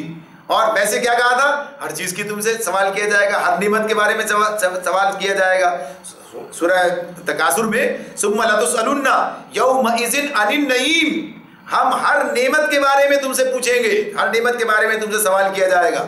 تو یہ اللہ کرے گا سوال، تو یہ بھی نعمت ہے نا. یہ ساری چیزیں زبان نہ ہو تو کیا ہے، بڑی آدمی گونگا ہو جائے، اللہ نہ کرے تو کیا ہوگا، کیا بڑی نعمت ہے یہ. تو بھائی اسی سے تو سارا معاملہ ہے. تو غرض یہ کہ یہ اس کے بارے میں سوال ہوگا. ثم لتسألن یومئذ عن النعیم، ہم نے نعمت دی، اس کا کیا استعمال کیا. تو اللہ تعالیٰ یہاں جو ہمیں ہدایت دے رہے ہیں، قل لعبادی، میرے بندوں سے آپ کہیے، یقول التی ہی احسن، کہ جب بات کرو تو اچھی بات کرو. اچھی بات جو ہے تمہیں کرنی چاہیے۔ ہوتا کیا ہے، دیکھیں جو ماحول تھا، جو حالات تھے، سورہ بنی اسرائیل کی بات کے اندر یہ آیت موجود ہے، تو ایسے حالات تھے جب مشرکین مکہ نے زندگی گویا کہ یہ مشکل تر بنا رکھی تھی۔ صحابہ کرام کی زندگی یعنی گویا کہیے کہ انتہا درجے کی مصیبتیں، پریشانیاں، تکلیفیں دیتے اور جو کچھ بھی یعنی ہر طرح سے یہ سارے کام کرتے۔ سورہ آل عمران کے اندر ہم نے پڑھا ہے، سورہ آل عمران میں اللہ تعالیٰ کہتے ہیں، جس میں یہ آیت 185 میں جس میں کہتے ہیں کہ تم جو ہے اہل کتاب سے بھی اور مشرکین سے بھی بہت سی تکلیف دہ باتیں سنو گے، اذن کثیرہ، یعنی یہ جو ہے تم ان سے تکلیف دہ باتیں سنو گے، لیکن ایسے موقعوں پر تمہیں صبر کرنا، اولو العزمی کا مظاہرہ کرنا، یعنی اس پر جو ہے اس طرح قائم رہنا، یہ بڑی اس کی بات ہے، اس ہمت کی بات ہے۔ یہ نہیں کہا کہ تمہیں اسی طرح سے ان کا جواب دینا چاہیے، جس طرح سے وہ بات کرے، گالی کا جواب گالی سے اور بےہودگی کا جواب بےہودگی کے ساتھ، کہا ایسا نہیں کرنا، تمہیں تو اچھی بات کرنی۔ تو یہ جتنی باتیں کرتے تھے تو یہ بات بتائی جا رہی ہے کہ تمہیں اپنے معاملے بہرحال خلاف حق زبان سے بات نہیں نکالنی، کوئی کیسا ہی معاملہ کیوں نہ کرتا ہو، تمہیں صحیح طریقہ اختیار کرنا ہے۔ تو ایک تو بات اسی طرح سے ہے کہ مد مقابل کے معاملے میں، اور ویسے بھی دو چیزیں اگر بڑی انسان اپنے اوپر قابو رکھتے ہوئے کام کرے، جیسے ہمارے پاس محاورہ ہے، پہلے تولو پھر بولو، پہلے تولو پھر بولو۔ پہلے تولو پھر بولو کا مطلب کیا ہے؟ یعنی بے دھڑک مت بولو، ذرا اپنے الفاظ کو تولو۔ یعنی تولنا کیا ہے؟ یعنی تولتے کس پر ہے؟ تولنا کیا ہے؟ جانچنا۔ تولنا اصل میں کیا ہے؟ جانچنا ہوتا ہے کہ آدمی ذرا سا سوچ سمجھ کے بولے گا تو الفاظ کا صحیح انتخاب کرے گا، یعنی کوشش سے جو بھی اس کے بس میں ہے تو یہ کیا ہوگا، سوچ کے بولے گا، ذرا تھوڑا تحمل کرے گا۔ تحمل کے ساتھ، تحمل اور تعامل دو الگ الگ چیزیں ہیں، یعنی تعامل تھوڑی دیر رک کر، اور تحمل کے ساتھ میں یعنی صبر و ضبط کے ساتھ، یعنی آدمی جو ہے اس کے ساتھ کام کرے گا۔ تو غرض یہ اس کا حلم کی بات اللہ کی صفت کے حوالے سے آئی تھی، اسی سے تحمل آتا ہے۔ تو یہ جو تھوڑا سا ٹھہر کر اور سمجھ بوجھے ذرا اپنے آپ پر قابو رکھتے ہوئے، تو آدمی ایسی جو مشکل بات ہے، یعنی جو ناگوار بات ہے، اس کے لیے بھی کوئی اچھے انداز، یعنی اچھے اسلوب کو، اچھے الفاظ جو ہے وہ تلاش کر لے گا بات کرنے کے لیے۔ اور دوسری بات کیا ہوتی ہے؟ بات کرنے کا انداز، ایک ہوتی ہے آپ کا لہجہ، آپ کا انداز، یہ چیزیں۔ تو بعض اوقات ایسا ہوتا ہے کہ مشکل بات بھی اچھے انداز اور اچھے لہجے کے ذریعے سے انسان ادا کر دیتا ہے، اچھے طریقے سے بات کو منتقل کر دیتا ہے۔ تو یہ چیزیں مسلمان کو بتائی گئی، سکھائی گئی۔ اللہ نے قرآن مجید میں کئی مقامات پر ان چیزوں کو ہمارے سامنے رکھا ہے، تو اس مقام پر بھی یہ بات سامنے رکھی ہے۔ لیکن اسی کے ساتھ ساتھ ایک بات اور کہی اللہ تعالیٰ نے، اور بات یہ ہے ان الشیطان ینزغ بینہم، کہ شیطان تمہارے درمیان فساد ڈلوانے کی کوشش کرتا ہے۔ یعنی شیطان جو ہے، ان الشیطان ینزغ بینہم، تمہارے درمیان شیطان جو ہے یہ فساد ڈلوانا چاہتا ہے انسانوں کے درمیان۔ اب ظاہر سی بات ہے، شیطان کیسے فساد ڈلوانا، اس کا تو کام ہی یہی، اس کا تو ہدف ہی یہی ہے، مسلمان آپ یا انسان سارے آپس میں لڑیں، ظلم کریں ایک دوسرے پر، زیادتیاں کریں ایک دوسرے اوپر۔ ظاہر سی بات ہے کہ فائدہ کس کا ہوتا ہے؟ اسی کا ہوتا ہے۔ ظاہر وہ تو چاہتا ہے کہ انسان برباد ہو جائیں، یہ انسانوں کے گناہ بڑھتے چلے جائیں، ان کا نامہ اعمال گناہوں سے سیاہ ہو جائے، اس کا فائدہ ہو، یعنی جو اس کا مقصد ہے وہ پورا ہوتا ہے وہ۔ تو اس اعتبار سے شیطان یہ چاہتا ہے کہ ایسے حالات پیدا کرے، ایسی صورتحال پیدا کرے، تمہیں ایسے معاملات تمہارے دلوں میں ایسی باتیں ڈالے، ایسے وسوسے ڈالے کہ تمہیں اس طرف لگائے۔ یعنی ایک بات ہے دوسرے سے بات کہلوائے، اس کے جواب دلوائے، اور پھر جواب در جواب، اور اس طریقے سے معاملہ آگے بڑھتا چلا جائے اور فساد پر منتج ہو جائے۔ تو اس میں اللہ تعالیٰ یہ بات ہمیں بتاتے ہیں کہ یہ شیطان ہے جو انسانوں کے درمیان فساد ڈلوانا چاہتا ہے۔ اچھا، یہ بات قرآن مجید میں کئی مقامات پر ہمارے سامنے آتی ہے، جہاں بھی اللہ تعالیٰ انسانوں کو یہ بات بتاتے ہیں، اور خاص طور پر مسلمانوں کو یہ بات بتاتے ہیں کہ تمہیں اچھی بات کرنی چاہیے، اچھے طریقے سے کرنی چاہیے، بری بات کا جواب بھی اچھے طریقے سے دینا چاہیے۔ جب یہ بات کہتے ہیں تو ساتھ ہی ساتھ یہ بات بھی کہتے ہیں کہ شیطان سے بچو، شیطان کے شر سے بچو۔ شیطان کا معاملہ کیا ہے؟ یہ تمہیں نقصان پہنچانا چاہتا ہے۔ تو یہ شیطان چاہتا یہی ہے کہ اس راستے سے جو انسان کی کامیابی کا جو کہیے کہ امکان ہی نہیں بلکہ یقینی ہے، یہ اسے حاصل نہ ہونے پائے۔ تو ایسے مواقع پر بتایا ان الشیطان کان للانسان عدوا مبینا، حقیقت یہ ہے کہ شیطان انسان کا کھلا دشمن ہے۔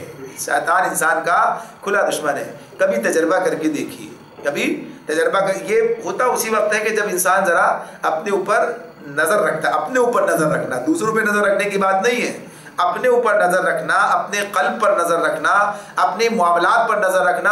اگر یہ کام کیا جائے تو آپ دیکھیے، آپ محسوس کریں گے اس بات کو کہ انسان بعض اوقات بات کوئی بھی ضروری نہیں ہے کہ کسی دشمن کے ساتھ ہی معاملہ ہو، یہ ضروری نہیں ہے۔ آپ کی بیوی آپ سے کوئی بات کہے اور آپ کو غصہ آنا شروع ہو جائے، آپ کو غصہ آنا شروع ہو جائے، ذرا سا غور کریں کہ یہ غصہ مناسب بھی ہے کہ نہیں ہے، یعنی کسی اور وجہ سے کوئی مزاج میں کوئی تلخی ہے، کوئی بات ہے، اور ذرا سی بات پر غصہ آنا شروع ہو گیا۔ اب ذرا آدمی اگر تھوڑا سا اپنے اوپر جائزہ غور کر لے ذرا سی دیر کے ایک لمحے کے لیے، تو اسے محسوس ہوگا کہ یہ صحیح نہیں ہے، غلط ہے یہ، اور اسی وقت اگر وہ اللہ کی پناہ مانگ لے، جیسے کہا ہے نا دوسرے مقامات پر کہا کہ جب اگر تم شیطان کی طرف سے کوئی اکساہٹ محسوس کرو تو فوراً اللہ کی پناہ مانگ لو، اللہ سے پناہ مانگ لو، اللہ کی طرف چلے جاؤ، تو یہ شیطان کے شر سے اللہ کی پناہ مانگو۔ تو یہ بات ہمیں بتا دی ہے، تو جیسے ہی انسان یہ کام کرے گا فوراً وہ جو ہے وہ کہیے آپ اس کا فرق محسوس کرے گا، فوراً اس کا فرق محسوس کرے گا۔ کوئی زیادتی کرتا ہے، کوئی آدمی زیادتی کرتا ہے، کوئی بھی آدمی ہے کسی طرح انسان ایک دم اشتعال اس کے اندر پیدا ہوتا ہے، ایک دم اس کے اندر جو ہے ابال آتا ہے، وہ ذرا سا اگر اس پر غور کرے اور اپنے آپ کو اس طرح سے کہ شیطان کے حوالے سے ہوشیار رہے اور پھر اپنی اسی طرف واپس جائے تو یہ کیفیت ختم ہو جاتی ہے اس کی۔ اب معاملہ کیا ہے؟ سوچ سمجھ کے بات کر سکے گا۔ مسئلہ یہ نہیں ہے کہ آپ کو کسی ظلم کا کبھی کوئی جواب نہیں دینا چاہیے، کبھی کسی غلط بات پر کوئی سرزنش نہیں کرنی چاہیے، کسی کرنی چاہیے، کر سکتے ہیں یعنی جب مناسب سمجھیں، لیکن کیا ٹھنڈے دل و دماغ سے، ٹھنڈے دل و دماغ سے اس کام کو انجام دینا چاہیے۔ گھروں کے اندر بہت سے مسائل اس طرح پیدا ہو جاتے ہیں کہ انسان جو ہے اپنے اوپر قابو نہیں رکھ پاتا اور ایسی باتیں کہہ جاتا ہے کہ جو اس کے لیے زندگی بھر کا مسئلہ بن جاتا ہے، المیہ بن جاتا ہے۔ کل ہی مجھے ایک ایسے گھر میں جانے کا اتفاق ہوا جہاں دونوں رو رہے ہیں یعنی بے تحاشا کیا صورتحال ہے، اور بس اپنی اس بات پر کہ یہ بات ہم نے اپنے اوپر قابو پانا اور اس طرح سے، اور یہ کیفیت یہ نہیں ہوئی، نتیجہ کیا ہے؟ بچے برباد ہو رہے ہیں، یہ ہو گیا، ایسا ہو گیا، اب کیا کیا جائے، اب کیا ہو، لیکن کوئی راستہ نہیں، سوڑا نہیں اپنے لیے، ختم کر لیا ہے۔ تو غرض یہ کہ یہ انسان تھوڑے سے معاملات کے اندر لوگ ایک دوسرے کو قتل کر دیتے ہیں، ذرا سے اشتعال کے اندر، اور زندگی بھر کے لیے ختم، زندگی میں اب پتہ چلا کہ پوری زندگی برباد ہو گئی، پورا خاندان برباد ہو گیا اس کے نتیجے میں۔ تو یہی ذرا سی اپنے اوپر قابو نہ رکھنا، اور اس کے اندر زبان کا معاملہ سب سے اہم ہے کہ جس کے ذریعے سے شیطان اس بات کو آگ کو بھڑکاتا ہے، جسے کہتے ہیں تیل ڈالنا، جلتی ہوئی آگ پر تیل ڈالنا، تو یہ تیل کون ڈالتا ہے؟ یہ زبان کے ذریعے سے شیطان ڈلوا رہا ہے زبان۔ لیکن استعمال کیا چیز ہو رہی ہے؟ زبان۔ اگر ایک آدمی چپ ہو جائے مسئلہ ختم ہو جائے گا، کوئی لڑائی ہو ہی نہیں سکتی اگر ایک آدمی چپ ہو جائے، دونوں میں سے ایک چپ ہو جائے، اگر تو دونوں کی بات ہے کہ دونوں قابو میں رہنا چاہیے، لیکن اگر ایک بھی یہ کام کر لے تو بھی مسئلہ حل ہو جاتا ہے، پھر اشتعال آگے بڑھنے نہیں پاتا ہے، معاملات ٹھیک ہو جاتے ہیں۔ تو اللہ تعالیٰ اس اعتبار سے یہ بات ہمارے سامنے رکھ دیتے ہیں۔ تاخیر ہو گئی ہے، تب اسی میں ہم اس کو مکمل کریں گے۔ تو آگے فرمایا ہے ربکم اعلم بکم ان یشاء یرحمکم او ان یشاء یعذبکم وما ارسلناک علیہم وکیلا۔ فرمایا تمہارا رب تمہارے حال سے زیادہ واقف ہے، ربکم اعلم بکم، تمہارا رب تمہارے حال سے زیادہ واقف ہے، وہ چاہے تو تم پر رحم کرے اور چاہے تو تمہیں عذاب دے دے۔ اے نبی ہم نے تم کو لوگوں پر حوالہ دار بنا کر نہیں بھیجا ہے، وما ارسلناک علیہم وکیلا۔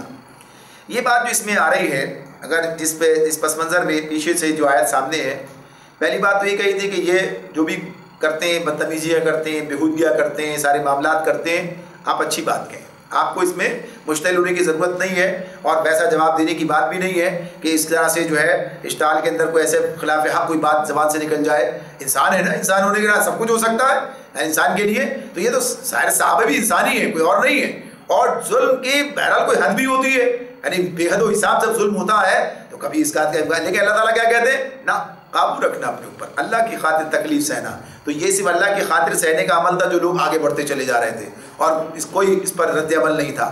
تو اس میں کیا اللہ تعالیٰ نے اس کے بعد اگلی بات، تمہارا رب تمہارے حال سے خوب واقف ہے۔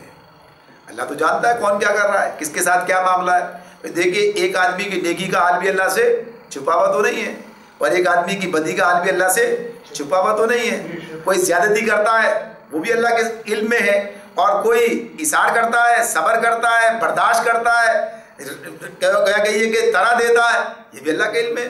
کس کے لیے دیتا ہے یہ بھی اللہ کے علم میں۔ ایک تو یہ ہوتا ہے نا، بعض لوگ بھائی ٹھیک ہے یار امن کے عافیت کے ساتھ ہی چھوڑو، اس چکر میں نہیں پڑتے۔ ایک آدمی اللہ کی خاطر کرتا ہے، اللہ نے اس ذات کا حکم دیا، اللہ تعالیٰ اس بات کو پسند کرتے ہیں، اللہ کا یہ، اللہ کے رسول نے ہمیں یہ تعلیمات سکھائی ہیں، تو ظاہر یہ بھی اللہ کو پتا ہے، دونوں چیزیں سب چیزیں اللہ کے علم میں ہیں. تو اللہ تعالیٰ یہ بات بتا رہے ہیں ربکم اعلم بکم، تمہارا رب تمہارے حال سے پوری طرح واقف ہے، نہ گھبرانا نہ ڈرنا، کوئی مسئلہ کیا ہے. اور پھر اسی کے ساتھ ساتھ نہ کوئی دعویٰ کرنا، نہ کوئی آپ کو کیا پتا میاں، ہماری جو یعنی ہمارے وہ کہتا ہے تر دامنی پہ اپنی نہ جائیو اے شیخ، دامن نچوڑ دیں تو فرشتے وضو کریں. یعنی بڑی اپنے تسکیب جو ہے نا یہ ذرا اس طرح بیان کرنا، اپنی صاحب ہماری باقی دامہ کی حکایت جو ہے اس طرح بیان کرنا.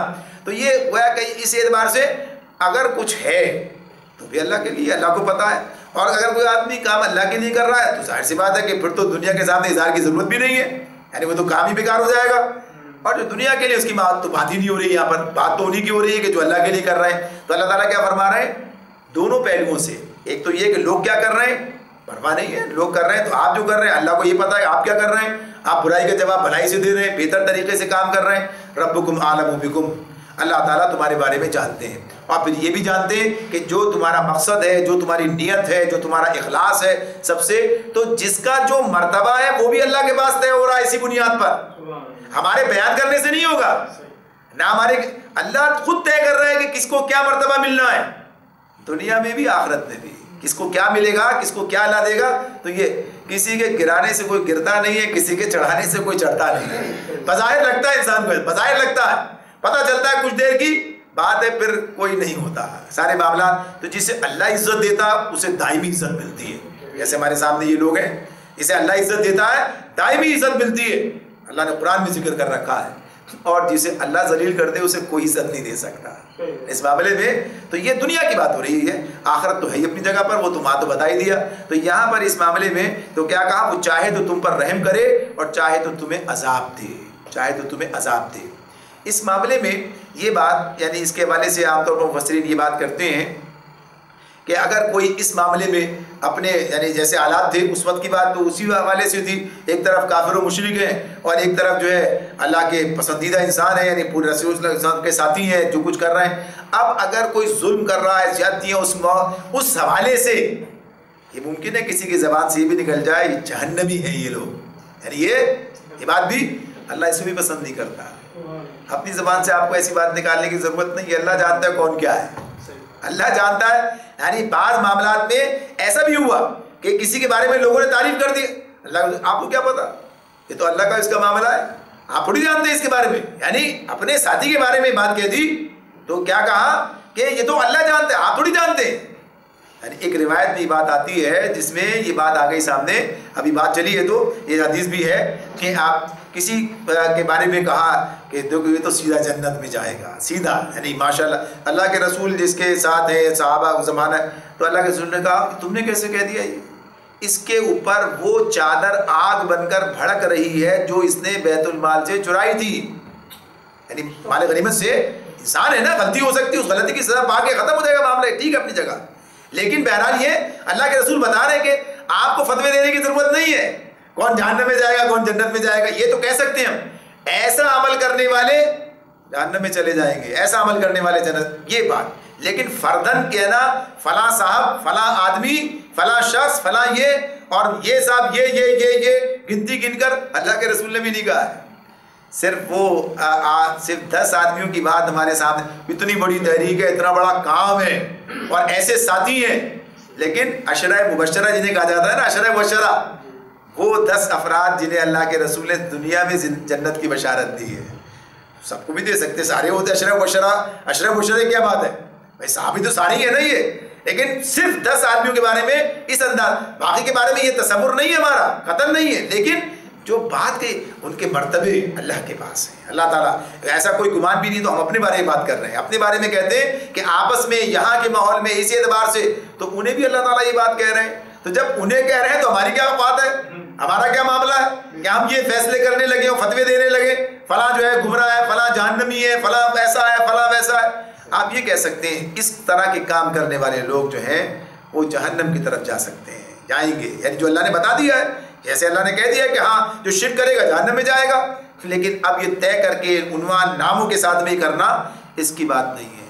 صرف ان کا معاملہ جن کا اللہ نے طے کر دیا ہے، جن کے بارے میں اللہ نے کیا، جو مشرک مر گئے، جو کافر مر گئے، ان کے معاملات ختم ہوئے، ان کے معاملات ہیں، ٹھیک ہے، وہ الگ بات ہے، ان کے بارے میں ہمارا تصور، قرآن نے کہہ دیا کہ جو کفر پہ مر گیا، جو شرک میں مر گیا وہ جہنم میں جائے گا، ختم بات، اس حوالے سے بات ہے، نہ اس کے اندر اپنی کوئی تعریف ہے، نہ کسی کی تنقیص کا معاملہ یہ، لیکن خاص طور پر مسلمانوں میں جس نے کلمہ پڑھا ہے، جس نے کلمہ پڑھا ہے، جس نے وہ کہیے کہ اللہ کو، اللہ کے رسول کو، ایمانیات کو تسلیم کیا ہے، جس نے اس بیت اللہ کو یعنی اس کو اپنا قبلہ قرار دیا ہے، یہ ایمان کی بنیادیں ہیں، یعنی جو ہے اس نے اقرار کیا ہے، تو کسی کو یہ حق نہیں پہنچتا کہ ان کے ایمان کے اوپر بھی یعنی اس کی بھی تکفیر کرے کہ یہ کافر اور فلاں ایسا فلاں جہنمی، اس کی کوئی گنجائش نہیں، نام سے اس اعتبار سے، صرف کاموں کے اعتبار سے بات ہو سکتی ہے، جیسے اللہ نے کہا کہ وَمَن يَقْتُلْ مُؤْمِنًا مُتَعَمِّدًا فَجَزَاؤُهُ جَهَنَّمُ خَالِدًا فِيهَا وغضب اللہ علیہ ولعنہ وأعد له عذابا عظیما، کہ جو کسی مومن کو جان بوجھ کے قتل کر دے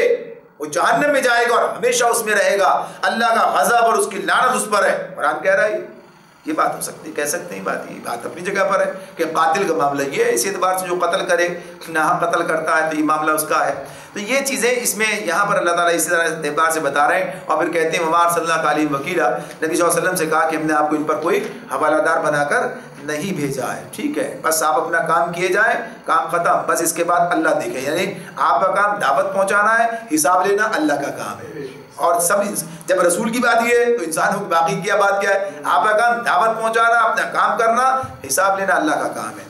وَرَبُّكَ أَعْلَمُ بِمَنْ فِي السَّمَاوَاتِ وَالْأَرْضِ وَلَقَدْ فَضَّلْنَا بَعْضَ النَّبِيِّينَ عَلَىٰ بَعْضٍ وَآتَيْنَا دَاوُودَ زَبُورًا، تیرا رب زمینوں اور آسمانوں کی مخلوقات کو زیادہ جانتا ہے، ہم نے بعض پیغمبروں کو بعض سے بڑھ کر مرتبے دیے اور ہم نے ہی داؤد کو زبور دی تھی۔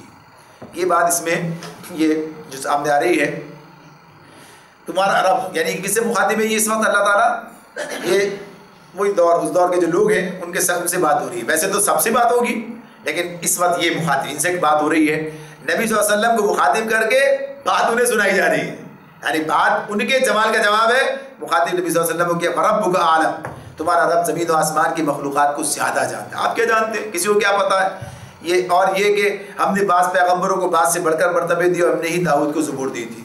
یہ معاملہ اس طرح کا ہے کہ نبی اکرم صلی اللہ علیہ وسلم ان کے درمیان مشرکین مکہ یعنی مکے کے لوگوں کے درمیان پیدا ہوئے، اس میں مسلمان بھی ہوئے سارے لوگ، جو بھی مقصد یہ کہ مکے کے لوگوں کے درمیان پیدا ہوئے، آپ انہی کے درمیان، وہ آپ کے والد کو، آپ کے دادا کو، آپ کے یعنی سارے خاندان کو لوگ جانتے ہیں، اور اسی کے ساتھ ساتھ کیا ہے 40 سال آپ نے ان کے درمیان گزارے، نبوت سے پہلے 40 سال بھی آپ نے ان کے درمیان گزارے، آپ کی زندگی سے سب لوگ واقف ہیں، آپ کی بیوی کو جانتے ہیں، آپ کے بچوں کو جانتے ہیں، سب چیزیں جانتے ہیں، واقف ہیں، تو گویا اس معاملے میں کیا کہتے ہیں، یہ تو ہمارے ساتھی اٹھتے بیٹھتے ہیں، ہمارے فلاں کے بھتیجے ہیں، فلاں کے پوتے ہیں، فلاں کے بھائی ہیں، یہ سب چیزیں، اور یہ ہے کل ہمارے ساتھ تجارت کے لیے گئے تھے، وہاں بکریاں چرائی تھی جا کے ہمارے ساتھ، یہ کام اس طرح، یعنی یہ گویا کہیے کہ اس اعتبار سے، لیکن آپ کی جو خوبیاں ہیں وہ بھی ان کے سامنے ہیں موجود، یعنی اپنے درمیان اگر کسی کو صادق اور امین کہتے ہیں تو آپ ہی کو کہتے ہیں، اپنے درمیان یہ بھی کہتے ہیں ساتھ ساتھ، اگر کسی کو حکم بنانے پر خوش ہوتے ہیں تو آپ ہی ہیں وہ، یعنی یہ بھی اپنی جگہ پر بات ہے، مگر جب آپ نے نبوت کا اللہ تعالیٰ نے آپ کو نبوت عطا کی اور آپ نے لوگوں کو یہ بات بتائی، لوگ یہ کیسے نبی بن گئے، یہ کہاں سے نبی ہو گئے، بھائی نبی تو بڑی چیز ہوتے ہیں، اور نبی وہ دیکھو جو لوگ سامنے نہیں ہوتے، اصل میں ہوتا کیا ہے، آپ مجھ سے واقف ہیں، میں آپ سے واقف ہوں، تو ہم ایک دوسرے کے بارے میں جانتے ہیں، جس کے بارے میں ہم جانتے نہیں ہیں اس کے بارے میں ہم یا تو خوش فہمی میں مبتلا ہو سکتے ہیں، غلط فہمی میں مبتلا ہو سکتے ہیں، بہت سی چیزیں ہو سکتی ہیں جو چیزیں ہمارے سامنے نہیں ہیں، جیسے کہتے ہیں ایک محاورہ ہے، دور کے ڈھول سہانے، دور کے ڈھول سہانے، دور سے جب آواز آتی ہے تو بڑی اچھی لگتی ہے، قریب جب پتہ چلتا ہے تو یہ ڈھول پٹ رہا ہے، دور کے ڈھول سہانے، یعنی اس میں یہ بات اس پر آتی ہے کہ جب کوئی دور وہ ان کی جب ان کو جا کر دیکھے تو پتہ چلے گا کہ وہ بھی انسانی تھے، وہ بھی کسی کے بیٹے تھے، وہ بھی کسی کے گویا کہیے کہ ان کے بھی خاندان تھا، اپنا جگہ موجود تھا، یہ سارے معاملات ان کے ساتھ بھی اسی طرح کے تھے، تو بنیادی طور پر یہ بتایا جا رہا ہے کہ تو یہ جو ان کا خیال تھا وہ فلاں دیکھو وہ تھے، یہ کہاں سے آئے، یہ تو ان کے بیوی بچے کھانا پینا سب چیزیں ان کی ضرورت، یہ سارے معاملات ان کے، وہ تو بڑے پہنچے ہوئے لوگ ہوتے ہیں اور ان کی تو بات اس طرح کی ہوتی ہے، یہ کہاں سے، یہ تصور ان کا تھا۔ تو اللہ رب العالمین یہ بات بتا رہے ہیں کہ ہم نے بعض کو بعض پر مرتبے دیے ہیں، اور یہ جو بات کی نا اس کے اندر ہم نے ہی داؤد کو زبور دی تھی، یہ داؤد علیہ السلام کا نام کیوں لیا ہے، داؤد علیہ السلام کا نام کیوں لیا ہے؟ باقی پیغمبر بھی تو ہیں. داؤد علیہ السلام بادشاہ تھے، یعنی اس اعتبار سے بادشاہت کی بات کہیے، خلافت کی بات کہیے، لیکن یعنی خلافت ہوتی ہے لیکن یہ بادشاہت اللہ نے خود کہا ہے، ملک کی بات کہی ان کے لیے. تو اب یہ جو ہے اس سے بڑی دنیا داری کیا ہو سکتی ہے؟ ایک آدمی سلطنت کا مالک ہے، سلطنت کا نظام چلا رہا ہے، اور پھر اللہ کا نیک بندہ بھی ہے، پیغمبر بھی ہے. یعنی یہ بھی کیا بات کرتے ہو؟ یعنی کسی کے صرف یہ اتنے چیزوں کے بات پر سوچتے ہو یار یہ تو دنیا دار آدمی ہے. تو یہ دنیا دار کا مطلب یعنی دنیا کو برتنا یا دنیا کے اندر رہتے ہوئے کام کرنا، یہ دنیا داری یعنی ان معنوں میں نہیں ہے کہ آدمی کے اندر سے سوچا جائے کہ شاید اس کے اندر سے دینداری ختم ہو گئی ہے، ایسا نہیں ہے. اور نہ دینداری اس کا نام ہے کہ آدمی دنیا سے کنارہ کرے کسی جنگل میں جا کے بس جائے، یہ ان کا تصور تھا یہ. تو اللہ تعالیٰ یہ بات بتا رہے ہیں کہ دیکھو داؤد علیہ السلام کا تم جانتے ہو، ذکر کرتے ہو، بات جانتے ہو اس حیثیت سے. پتہ ہے کون تھے وہ؟